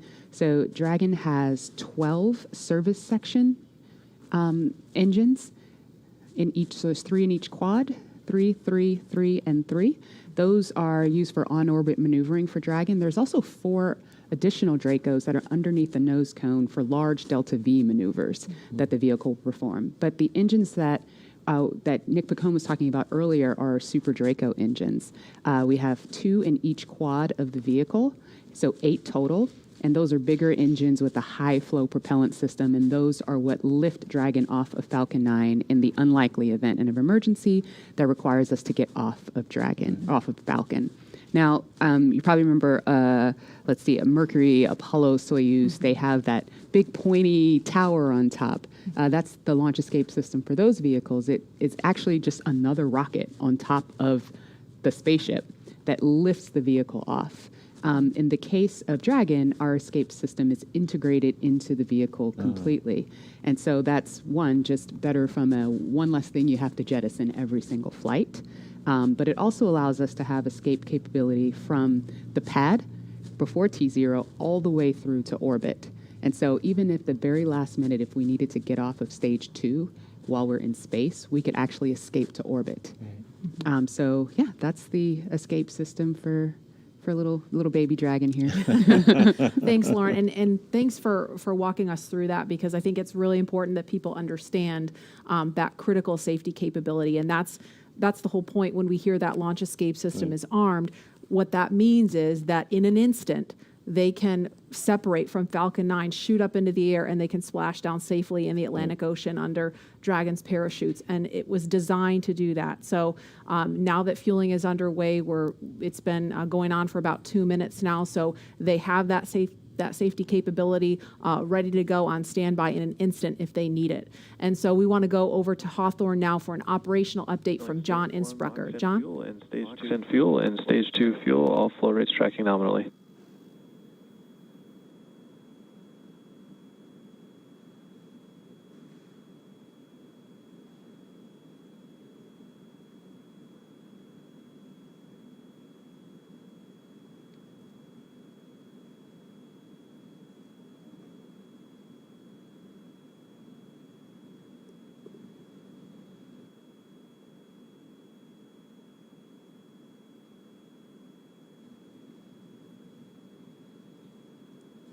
We're at T-minus 32 minutes, counting down. These final minutes, everything's still looking good for Falcon 9 and Dragon for an on-time launch. Falcon 9 did begin propellant load at T-minus 35 minutes at planned. Now on the Falcon 9, we use a fuel and oxidizer as the propellants that power it. The fuel is commonly known as RP1. That's rocket propellant grade 1 kerosene. The oxidizer is densified liquid oxygen, also called LOX. Densified means it is kept much colder than typical for launch vehicles. This allows for more oxidizer to be loaded into the first and second stages. Now with the fuel and oxidizer on hand, we need an ignition source to complete that fire triangle, as we call it. For this, Falcon 9 uses a fluid called T-Tub. It ignites in the presence of oxygen and gives off a green-colored flame. Now it's hard to see on the first stage ignition due to the water that'll be spraying on the pad, but you might just see the green flare as the second stage engine ignites following stage separation over 2.5 minutes into flight. Now currently first stage fuel tank is about 10% full. The first stage, as a reminder, as you look on the left side of your screens, the first stage is the long white cylinder at the bottom, topped off by the black cylinder. So over 2/3 of the rocket is that first stage. So the fuel tank is getting loaded. We're also loading the liquid oxygen into the first stage also. The second stage, which is the top 1/3 between the Dragon and the black cylinder, that's the white second stage, that is being loaded with fuel right now. That's about 8% loaded at this moment. Liquid oxygen loading is going to begin on second stage at T-minus 16 minutes 30 seconds. Liquid oxygen loading will continue on both stages all the way down to the last few minutes of the count. We're also loading helium into pressure vessels on the stages.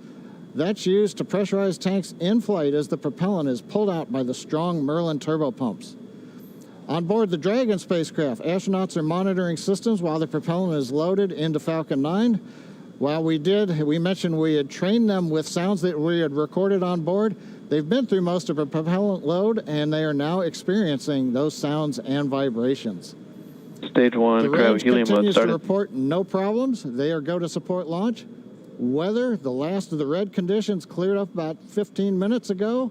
Everything is marginal but acceptable on the weather. We'll continue to watch all the way through the countdown. Now, as a reminder, today we are now into an instantaneous launch window now that we've begun propellant loading.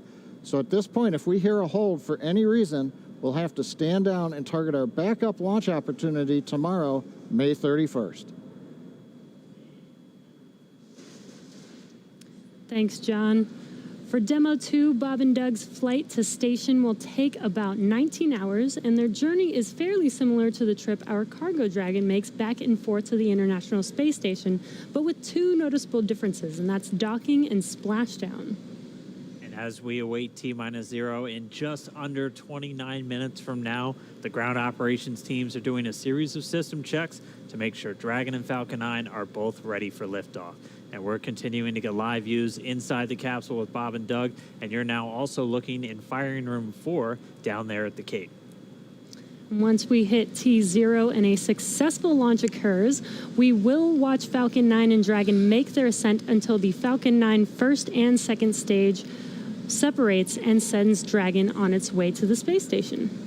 And at this point, mission operators will prepare Dragon for on-orbit operations, where the vehicle will execute a series of burns that gradually raise its orbit to align more closely with the space station, as you can see in this animation. And just after putting Dragon into the same orbital plane as the station, the teams will get ready for Dragon's approach and docking maneuvers.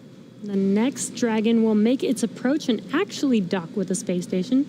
And this is a very different process from what we've seen with Dragon cargo deliveries in the past, which use a process called berthing. Berthing requires a spacecraft to approach the station and then stop so a crew member can maneuver the station's robotic arm to capture the spacecraft. Docking on this version of Dragon can be done autonomously with no crew on board the station. It's typically a faster process, both when arriving and leaving, but it does still require pinpoint accuracy to approach safely. Once captured, a spacecraft then gets attached to a common berthing mechanism, the same type of port that we use to connect each of the modules on the station together. It's a little bit slower of a process, but the hatches are significantly larger than the docking ports, which makes them perfect for bringing up those really big cargo items. Dragon will spend up to 120 days docked before preparing to return home. Following successful completion of Dragon's test objectives and cargo loading operations, the crew will close the cabin, perform final system checks, and configure the vehicle for undocking. Once the automated undocking sequence is complete, Dragon will complete 2 departure burns using its Draco engines, pushing it away from the space station. And then next up on the trip, deorbit entry and landing, or splashdown, which is going to cover all the operations following that final departure maneuver. It's going to include events like the trunk separation, closing of the nose cone, a deorbit burn, and then eventually as they get into the atmosphere, the deployment of the drogue and the main parachutes, and all of that ends with splashdown right off the Florida coast. At that point, teams from SpaceX will move in with their recovery ship, grab the capsule out of the water, and work to get Bob and Doug out of Dragon after a successful mission in space. So we are 26 minutes away from launch. Fueling of Falcon 9 is continuing. Let's check in one more time down with the team at Kennedy. Murray? All right, thanks, Dan. We are so pumped right now because things have cleared up and it looks like we might actually do this today. If you're just joining us, we are now 25 minutes, 46 seconds and counting from the first launch of astronauts to the International Space Station from U.S. soil in 9 years. This will mark the beginning of a new era where more people will be able to fly to space than ever before. And we want to share with you the results of a poll we asked a little earlier. If you could go to the moon, now it's not where the astronauts are going today, they're going to the space station, but if you could go to the moon, would you rather visit the South Pole where no one has been before or the Apollo 11 landing site? And it was a pretty even split. We had 46% of you say you would go to the moon's South Pole, and 54% of you would go to the Apollo 11 landing site. I kind of side with the Apollo 11 landing site because I'm a history buff and I want to see where Neil Armstrong and Buzz Aldrin set foot. So I don't know. What do you guys think? Lauren, which place would you go? I'm with you on that one. And I would love to go see that flag there and those footsteps, those footprints there. Still be there, right? There's no wind up there. Should still be there. Leland, how about you? I think I'm with both of you because it's just like, the meatball, the classic. Yeah. Going to the classic spot. And that's where all of it started. That's where all that inspiration came, even though I was an antenna engineer not seeing it. But besides that, that's history. And hopefully, maybe it wouldn't have to be one or the other. That's true. Exactly. Yeah. I mean, yeah, we're going to learn more from going where we've never been before. Exactly. And so we need to go to the South Pole too.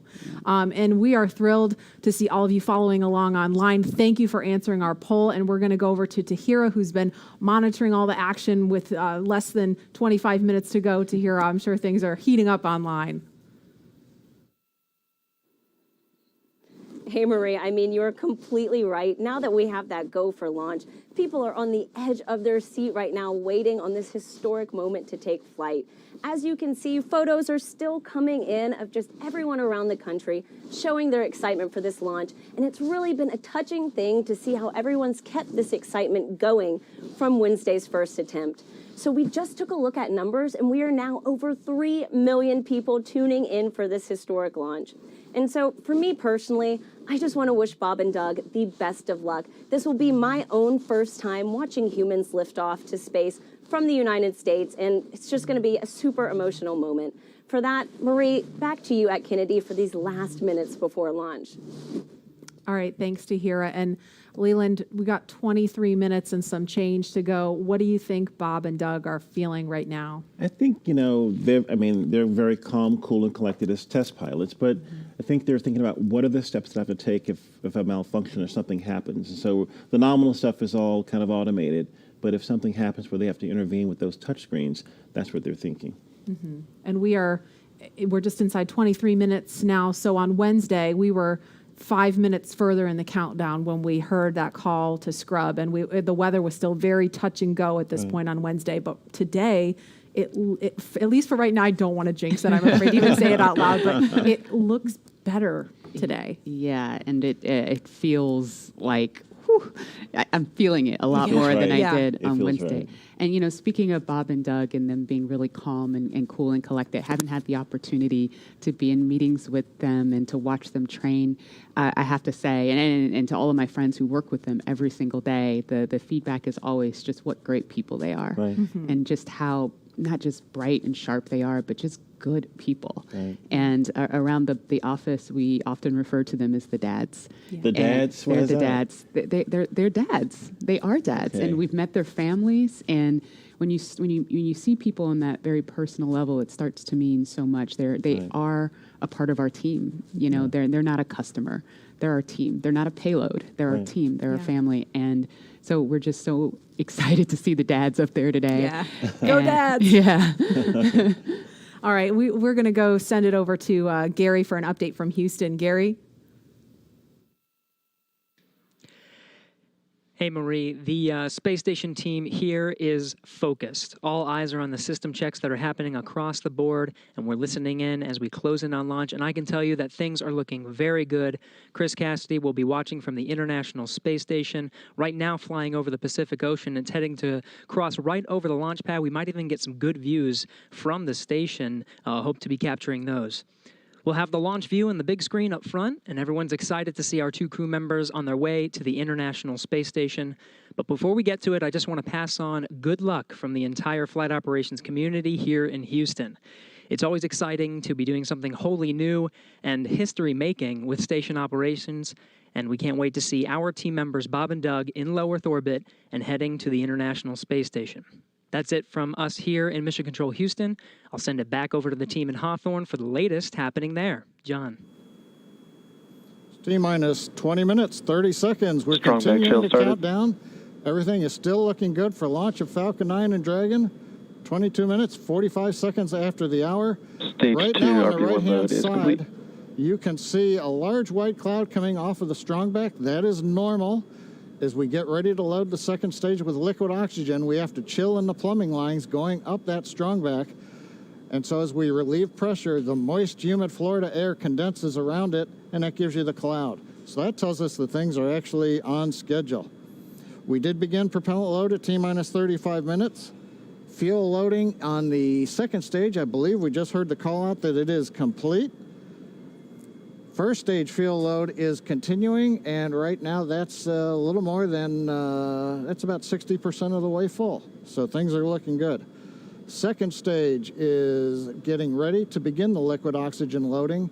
After they finish chilling in the lines that you see on the monitor, they'll begin the load at T-minus 16 minutes and 30 seconds. The range right now is go, ready to support. Weather continues to be go. As we inch our way closer, we're keeping our fingers crossed. We're waiting to hear if anybody calls out an issue, but for the moment, as you can see on the screen, it looks good. Now, on the Dragon side, the Dragon mission director and the team there are reporting no issues. They've done their communications checkouts. The crew access arm, as you can see, is retracted away from the spacecraft. The crew is strapped in and they are ready to go. Now, final instructions will be going to the crew at T-minus 10 minutes. The crew displays will be configured for launch, and that setup will give astronauts Bob Behnken and Doug Hurley insight into how the launch is proceeding and provides constant updates on vehicle health. We've already heard the crew give their go, close their visors, and get ready for launch.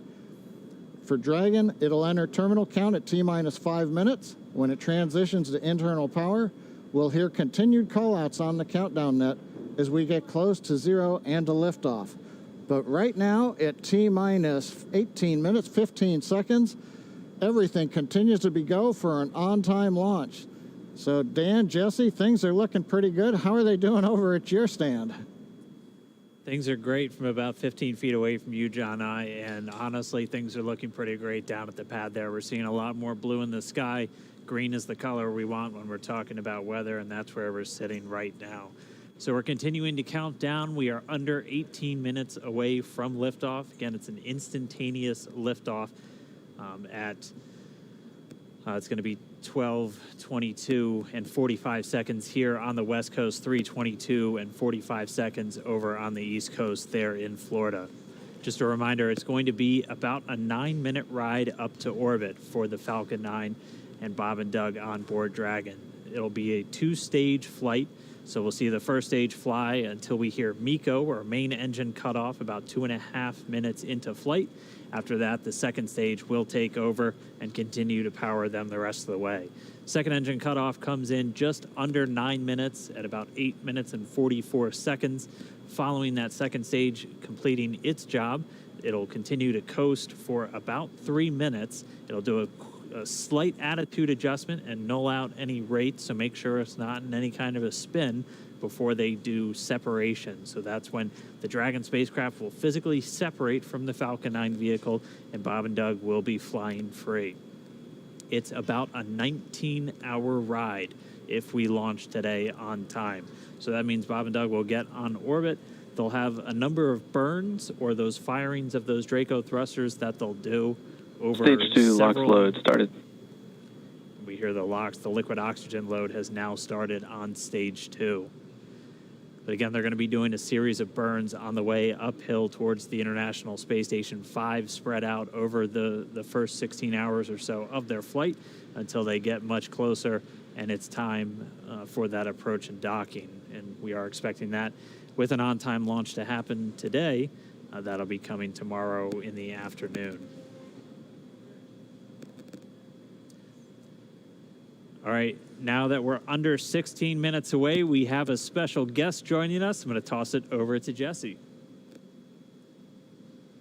We are T-minus 15 minutes and 45 seconds from liftoff of our second demonstration mission today, and we have the honor of having SpaceX's President and COO, Gwen Shotwell, join us. Thanks, Gwen, for coming out and taking a few minutes to chat with us. Thanks, Jesse. We know you've been on console. How's the countdown been going so far in there? Countdown is clean today, just like it was Wednesday. We did clear the weather hurdles sooner than we did on Wednesday. And the only thing we're watching right now is downrange weather and lightning at the staging location. Of course. But we will clear that hurdle at T-minus 7 minutes. Awesome. Great. Very exciting. Now I'm going to throw it back to 2012 because you were on console for Dragon when it was first making its way to the space station. How does that experience compare to today? Stage 2 LOX is on the DTs. So I was nervous anomaly. then. I stopped getting nervous for launches. Today I'm nervous again. Super nervous. Stomach and throat. Understandable. No, it's a fantastic fantastic day today. I'm really excited. The team is pulled together. It's such a professional operation. And when I say team, by the way, I mean SpaceX and NASA. These folks have been working incredibly hard and have done a fantastic job. Yes, and we are all so excited. And we know that you have to get back inside of Mission Control, but is there anything that you wanted to say before liftoff to NASA and SpaceX? Well, I want to thank NASA, of course, for their generosity and their help with getting to this place. I want to thank all the SpaceXers who have come together to make this moment in history. And I want to thank Elon for hiring me. We thank Elon for hiring you as well. Thank you so much for joining us. We'll let you get back to Mission Control. And good luck with launch today. Thanks, Jesse. And Godspeed, Bob and Doug. Well, we are so excited. We are just a few minutes away from countdown. So we are going to turn it over to Dan and John for the final minutes in terminal count. Take it away, John. T-minus 13 minutes, 30 seconds, continuing to count down. We're continuing to load fuel onto the first stage. That should finish up in just about 6 minutes. Fuel is completely loaded on the second stage. That's closed out. And we are continuing to load liquid oxygen on both the first and second stage. The liquid oxygen load beginning on the second stage just about 3.5 minutes ago. We are also loading cryogenic helium into the storage vessels on the first and second stage, getting in the last little bits of helium when we keep it cryogenic, cold and liquefied. That gets us, just like we do with liquid oxygen, the maximum amount into the storage volume so that we can get the most performance out of the vehicle. Right now, we are in a fairly quiet state on the vehicle. Ground pumps continuing to put the propellant in to first and second stages. Next significant issue, callouts that we're going to hear will probably be inside the T-minus 10 minutes when they talk to the crew. We'll listen for that. But at the moment, everything continuing to look good at T-minus 12 minutes and 20 seconds.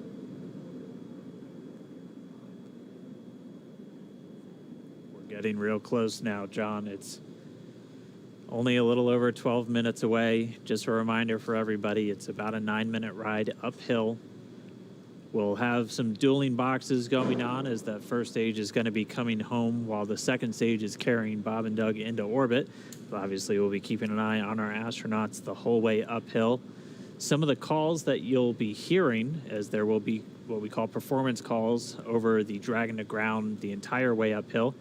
And you'll just hear some of the SpaceX engineers calling out trajectories and booster performance. So we're always looking for that word nominal. I know that's one of John's favorite words. That's one of mine too. We want to hear nominal as much as possible up on the way uphill. You might also hear some number and letter combinations, and those correspond to the different abort zones that Bob and Doug are in during their flight uphill. There's 1A and 1B, which signify that they're on the first stage. Those carry them from there in the Cape all the way up to about the very top of North Carolina. And then we'll have 2A through 2E or 2 Echo, and that will be on the second stage, and that goes from North Carolina all the way up to about the tip of Newfoundland, so in the northern Atlantic. And then there is a zone of the northern Atlantic that we're going to avoid, and so you should hear the call out be something similar to forward to Shannon, and that just refers to Shannon, Ireland, which they'll be going off the coast of Ireland at the later stages of the second stage if they have to abort. So just prepping you now for some of those calls. You're hopefully going to hear that word nominal a whole lot on the way uphill. 10.5 minutes. Things are pretty quiet. As John I said, it'll pick up right at about 10 minutes. We'll wait for the crew just to confirm that their displays are in order. The crew is already strapped in and reported that they are go for launch. And we'll continue to watch the fuel gauges tick up on the Falcon 9 vehicle until fueling cuts off at just about 2 minutes prior to launch. Dragon, SpaceX confirmed displays are configured for launch. SpaceX Dragon displays are configured for launch. Copy. Bob, Doug, on behalf of the entire SpaceX team, it's been a huge honor to help you get ready for today's historic mission. Know that we're with you. Have an amazing flight and enjoy those views of our beautiful planet.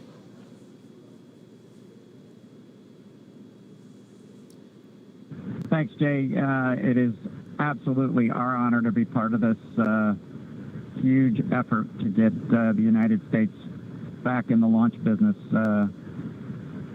We'll talk to you for more, but thank you. Copy all. Thanks for those words. The SpaceX core. So again, that voice that's going to be talking to Bob and Doug throughout their mission from right here in Hawthorne, just offering a few quick words. The crew did confirm their crew displays are configured for launch. We are coming up on 9 minutes and counting. We've gotten through T-minus 10 minute with the crew discussions. Activity is now going to switch over to Falcon 9. Our next major event comes at T-minus 7 minutes. We begin what we call engine chill. Pre-valves will open. Those currently separate propellants on the first stage from getting down to the Merlin engines. We'll open the pre-valves. That allowed fuel liquid oxygen to flow to the top of the pumps. And more importantly, when we open the valves, that allow us to begin chilling the 9 Merlin 1D turbopumps on the first stage engine. It'll take a few minutes to get them cold enough to where they would then be ready to pass the large amounts of liquid oxygen through the pumps and into the main thrust chambers when we get to engine ignition at T-minus 2 seconds. We don't want to try to run highly chilled liquid oxygen through a warm pump. You would flash that into gas, and running gas through a high-speed pump is not a good thing. So right now, we are waiting for T-minus 7 minutes. That'll start the engine chill. Shortly after that, we will also get the fuel shutdown.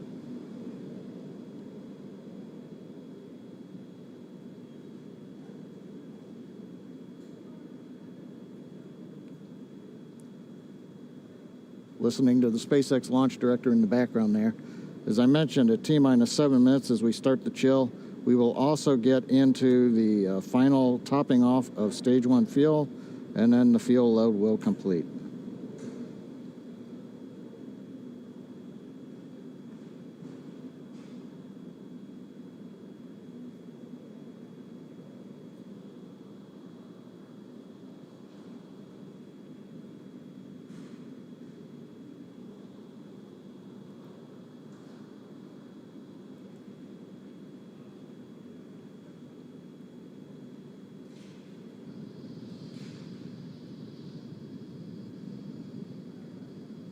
Stage 1 and Stage 2 engine chill has started.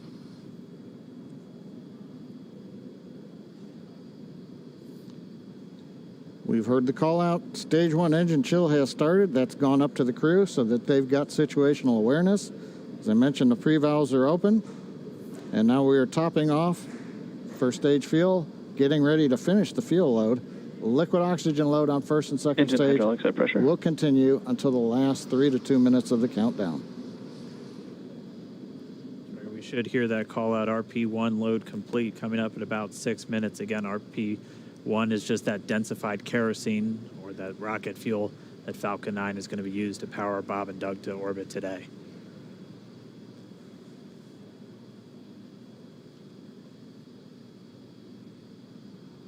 And Stage 1 fuel is closed out.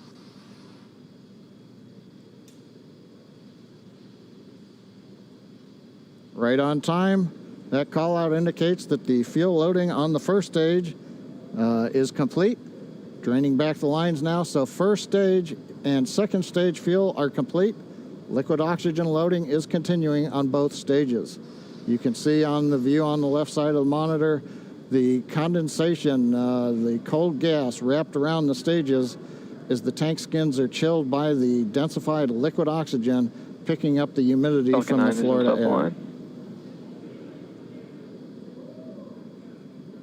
Looks like at this moment we're a little more than 90% full on the oxidizer on the first stage, ticking up towards that 80% mark on the second stage.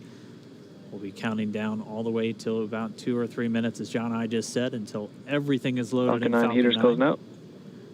And then we will be go for launch. Dragon has transitioned to configure for terminal count. Vehicle tanks pressing for strong back retract.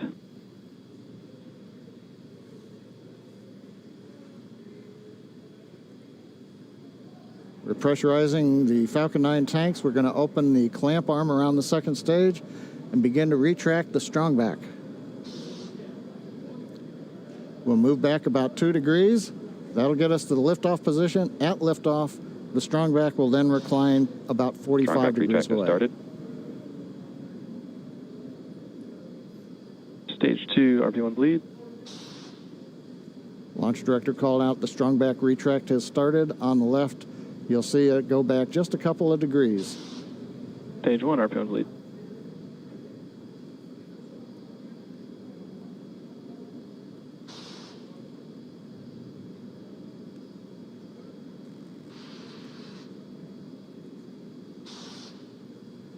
We are just 4 minutes away from liftoff. Again, at this moment, Bob and Doug are really just laser focused on those displays. They have insight directly into Dragon and the Falcon 9. They're able to see where their fuel loading is at, how everything's progressing down with the count. AFTS final setup started.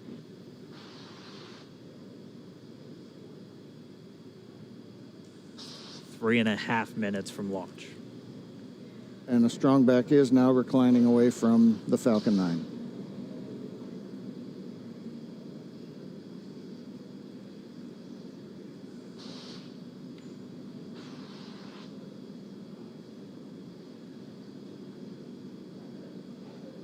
MVAC igniter purges.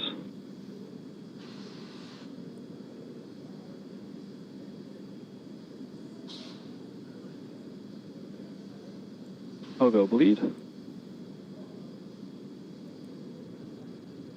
Dragon has transitioned to terminal count and is on internal power.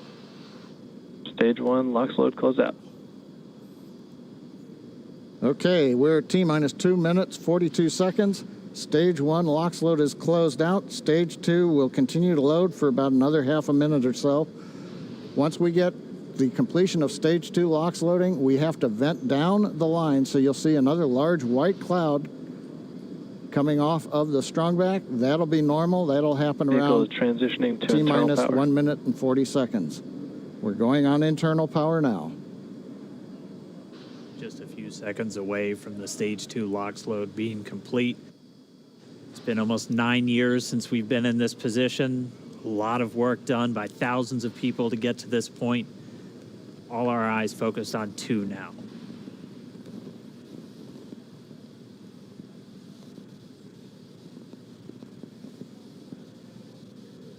Stage 2 LOX load is closed out. Propellant fills are complete. Dragon is in auto idle. Stage 2 LOX load complete. All fuel, all oxidizer on Falcon 9. 1 minute, 34 seconds to go till launch. Ground gas closeouts is starting.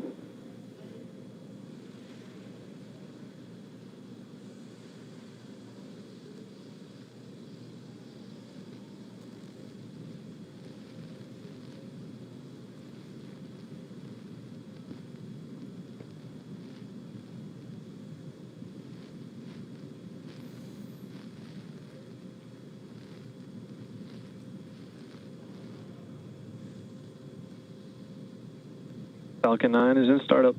Dragon is in countdown. FTS is armed for launch. Under a minute now, the FTS, the flight termination system, has been armed. Dragon, SpaceX, go for launch. SpaceX Dragon, we're go for launch. Let's light this candle.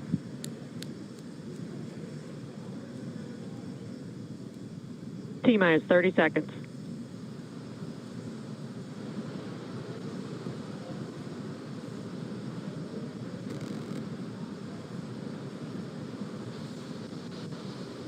Stage 1 tanks pressing for flight. T-minus 15 seconds. 10, 9, 8, 7, 6, 5, 4, 3, 2, 1, 0. Ignition. Visit the ambitions of a new generation continuing the dream. 20 seconds into flight, stage 1 propulsion is nominal.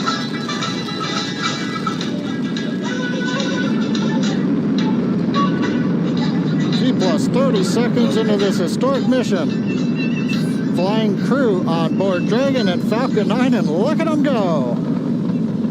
Falcon, power telemetry nominal. M1D throttle down. We're throttling down to get ready for the period of maximum dynamic pressure. We're in the throttle bucket.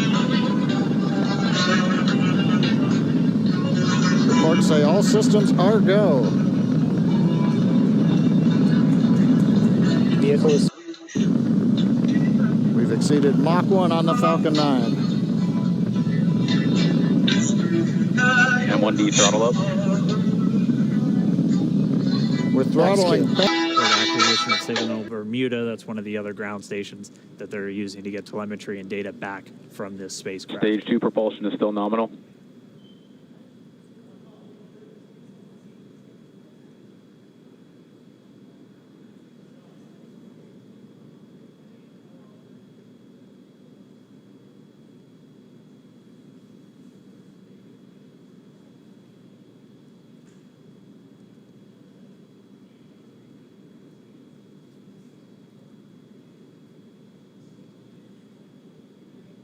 A little over 4 minutes, 40 seconds into the flight. Bob and Doug flying at more than 5,600 miles Dragon per hour. SpaceX nominal trajectory. Already almost 200 miles downrange from the Kennedy Space Center. Nominal trajectory continuing.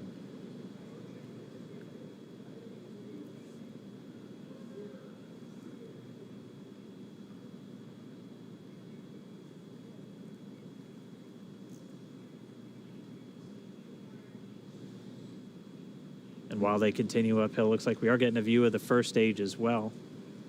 Yep, on your right screen, you can see that first stage with the grid fins deployed. It's making its way back to attempt to land on our drone ship, Of Course, I Still Love You today. And we're just about a couple minutes away from the entry burn, and that's where 3 of the 9 Merlin engines do ignite to help slow the vehicle down as it re-enters back into the Earth's atmosphere. And then after the entry burn will be the landing burn, which is just a single engine Dragon burn. SpaceX nominal trajectory. And you heard Nominal starting trajectory. chill for entry burn. there's that call out. They are still on a nominal trajectory on Dragon, still on second stage, and that's that MVAC engine on second stage on your left screen.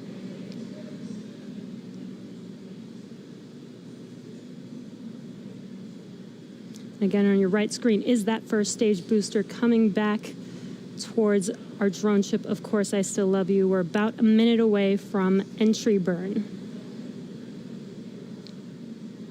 Meanwhile, that second stage continuing to power Dragon into orbit.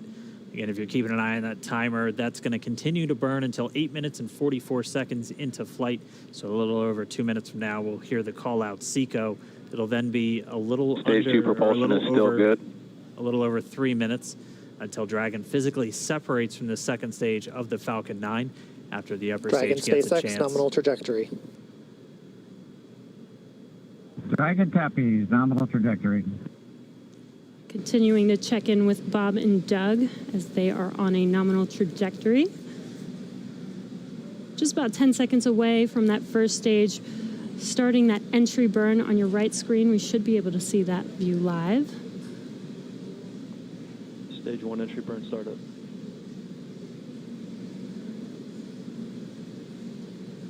And there is that entry burn beginning. This burn lasts about 36 seconds long. Stage 2 FTS is saved.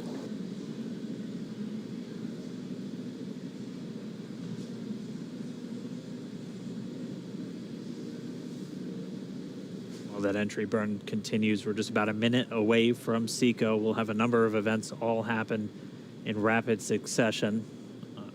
It'll be the second engine cutoff. Stage 1 we'll entry be burn looking shut for down. that stage 1 landing burn shortly after. Yeah, actually, just within a few seconds of each other. It's such a cool view on your left screen, seeing Bob and Doug on Dragon. Right now, you can see the displays that they are seeing right now themselves. Terminal guidance. MVAC throttle step. We are coming up 25 seconds or so away from SECO, or second engine cutoff. This is also the point where Bob and Doug are experiencing their highest G-force. We're seeing the counter tick up to right about Stage 1.8. Copy, Shannon. You heard Shannon, so that just means they're in their final abort zones. If they were to abort at this point, it would either be an abort to orbit or to land off the coast of Ireland. Standing by for second Stage 1 landing cutoff startup. confirmation. MVAC throttle step. MVAC shut down. Stage 1 landing letter. Confirmation of SECO's second engine cutoff. Now we are waiting for our first stage to make its way to our drone ship. Of course, I still love you. Dragon SpaceX nominal orbital insertion. Launch escape confirmation, nominal Dragon orbital copies. insertion. Nominal orbital insertion. And what you're seeing on your screen is a live view of our drone ship, where our first stage will be coming down. Looks like we lost that live view, but we'll wait for confirmation of that landing shortly here. Falcon 9 first stage is successfully landed. And aboard there you can course see on your screen, Falcon 9 has landed. This is the first Falcon 9 to carry humans to orbit, so very exciting for us. And as you can see on your right screen, Bob and Doug are still making their way to their targeted orbit. Uphill, both stages of the Falcon 9 doing their job, placing Bob and Doug in orbit. I mean, this is a day, this is a historical day. This is us kicking off that new era of space flight that we've all been talking about and longing for since the Space Shuttle program came to an end in 2011. Yes. And the weather cooperated. Yes, second time's a charm. Right. All right, so day for the history books. As you can see, we have lost some live signal there, but the mission still continues, and we're going to send it over to KSC to continue broadcasting live with you. Loss of signal in Newfoundland. Yeah, Jesse and Dan, we are just in awe over here. When I woke up this morning and looked at the weather forecast, I was like, man, we're going to be back here on Sunday, but we did it. The room cleared out. Everybody was outside watching, and inside the lights were shaking, the cameras were shaking. Lauren came back in with tears in her eyes. This is really amazing. I can't believe it. I saw it with my own eyes. This is, I'm a little bit speechless. Just so grateful that we got them up there, and there's a lot more to go. But I'm so happy they're safe right now. I'm just so happy. Yeah. Leland, you were talking about it. It's amazing what we can do when we work together. Yes, American astronauts on an American rocket from American soil, showing you what Americans can do when we come together as a team and blast Doug and Bob off to the cosmos. This is what it's all about, and their families and everyone is working together to take them up to space safely. So I don't know what to say. That rocket fuel is still in my veins, and I want to go get on the rocket. I know. Well, it's too late now. Maybe the next one. I know. But we want to go over to Daryl at OSB2. He's there with the administrator, who hopefully has more words than we do, because we're still kind of speechless. Daryl? Pretty incredible here, Marie, at the Operations Support Building, where a chorus of applause has been happening from the beginning of launch and throughout the various stages. Some very special guests were here to watch it. That includes President Donald Trump, Vice President Mike Pence, and NASA Administrator Jim Bridenstine, who joins me now. And you were with the President and the Vice President. America's back, launching human astronauts again. Tell me how you feel about that, and tell me about the President watching the launch and what happened there. So this has been a long time coming. It's been 9 years since we've launched American astronauts on American rockets from American soil, and now it's done. We have done it. It's been way too long. I want to give a lot of credit to Charlie Bolden. He was my predecessor as the NASA administrator. He fought hard for this program at a time when it didn't get any support in Congress. We now have an administration that is fully supportive of our spaceflight initiatives, not just on the exploration, discovery, going to the moon, onto Mars, but also from a Space Force perspective. Our budgets are going up, things are strong, And today was just just an amazing day. You know, one of the things the president did right out of the gate when he became president is he created what's called the National Space Council. And he put the vice president as chairman of the National Space Council. And on that National Space Council, you've got the Secretary of Defense and the Secretary of State and the Secretary of Commerce, the Secretary of Transportation, the Secretary of Education, the chairman of the Joint Chiefs, all of these different amazing individuals that deal with space day in and day out. A lot of people don't realize how many parts of the federal government deal with space. And the vice president invited those members of the National Space Council here as well. So we just had, and then we had members of Congress, bipartisan members of Congress, Republicans and Democrats, who have been involved in supporting this program, you know, for a long time now. So I'll just tell you, I'm breathing a sigh of relief. But I will also tell you, I am not going to celebrate until Bob and Doug are home safely. Tomorrow, they're going to dock to the International Space Station. Tonight, I'm heading to Houston to be at the Johnson Space Center when that happens. So it's a bit of a relief. The nose cone is now open. It's now deployed, which means that you know, now we're going to go into some burns. We're going to have some phasing burns. We're going to have some you know, boosting burns, and we're going to get as much as we can in alignment with the International Space Station as early as possible here. But also, I know it's hard, but you know, the big thing that we need to do now is we got to get Bob and Doug, who have now gone through this exercise twice. They need to get some rest.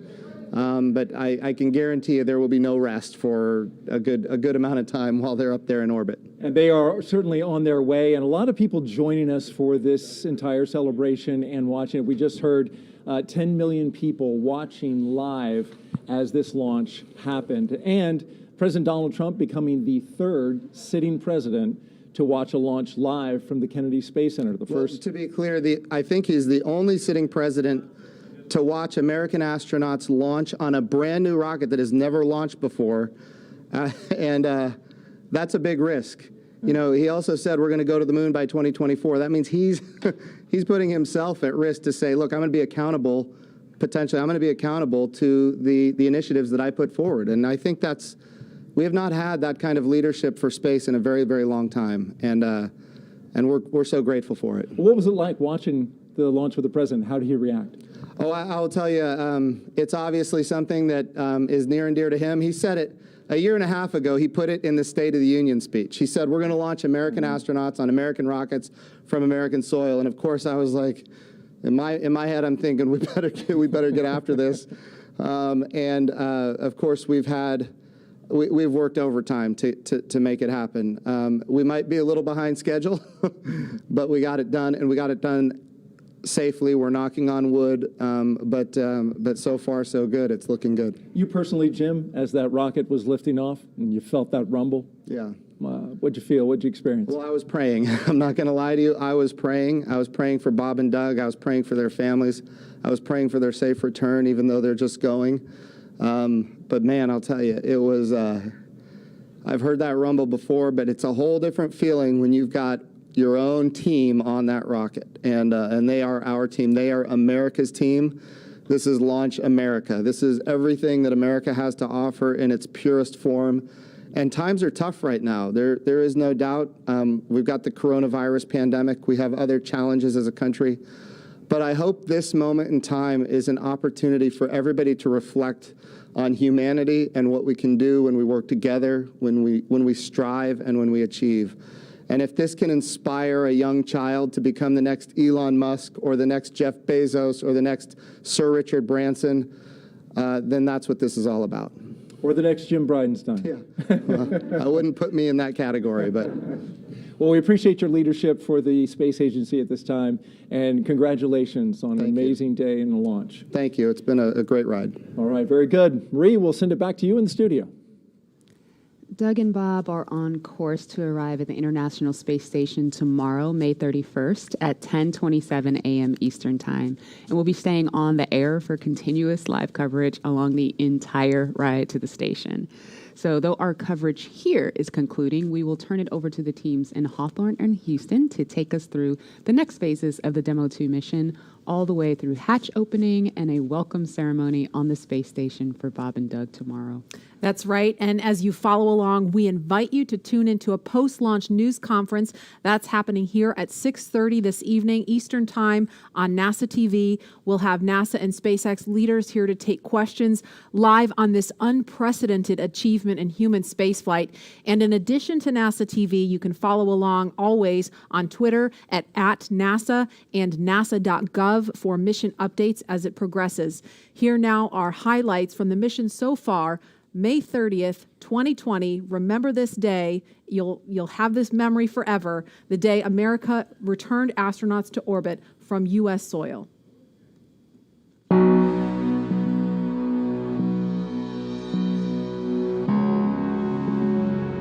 Wow, we're making history again. Let's go.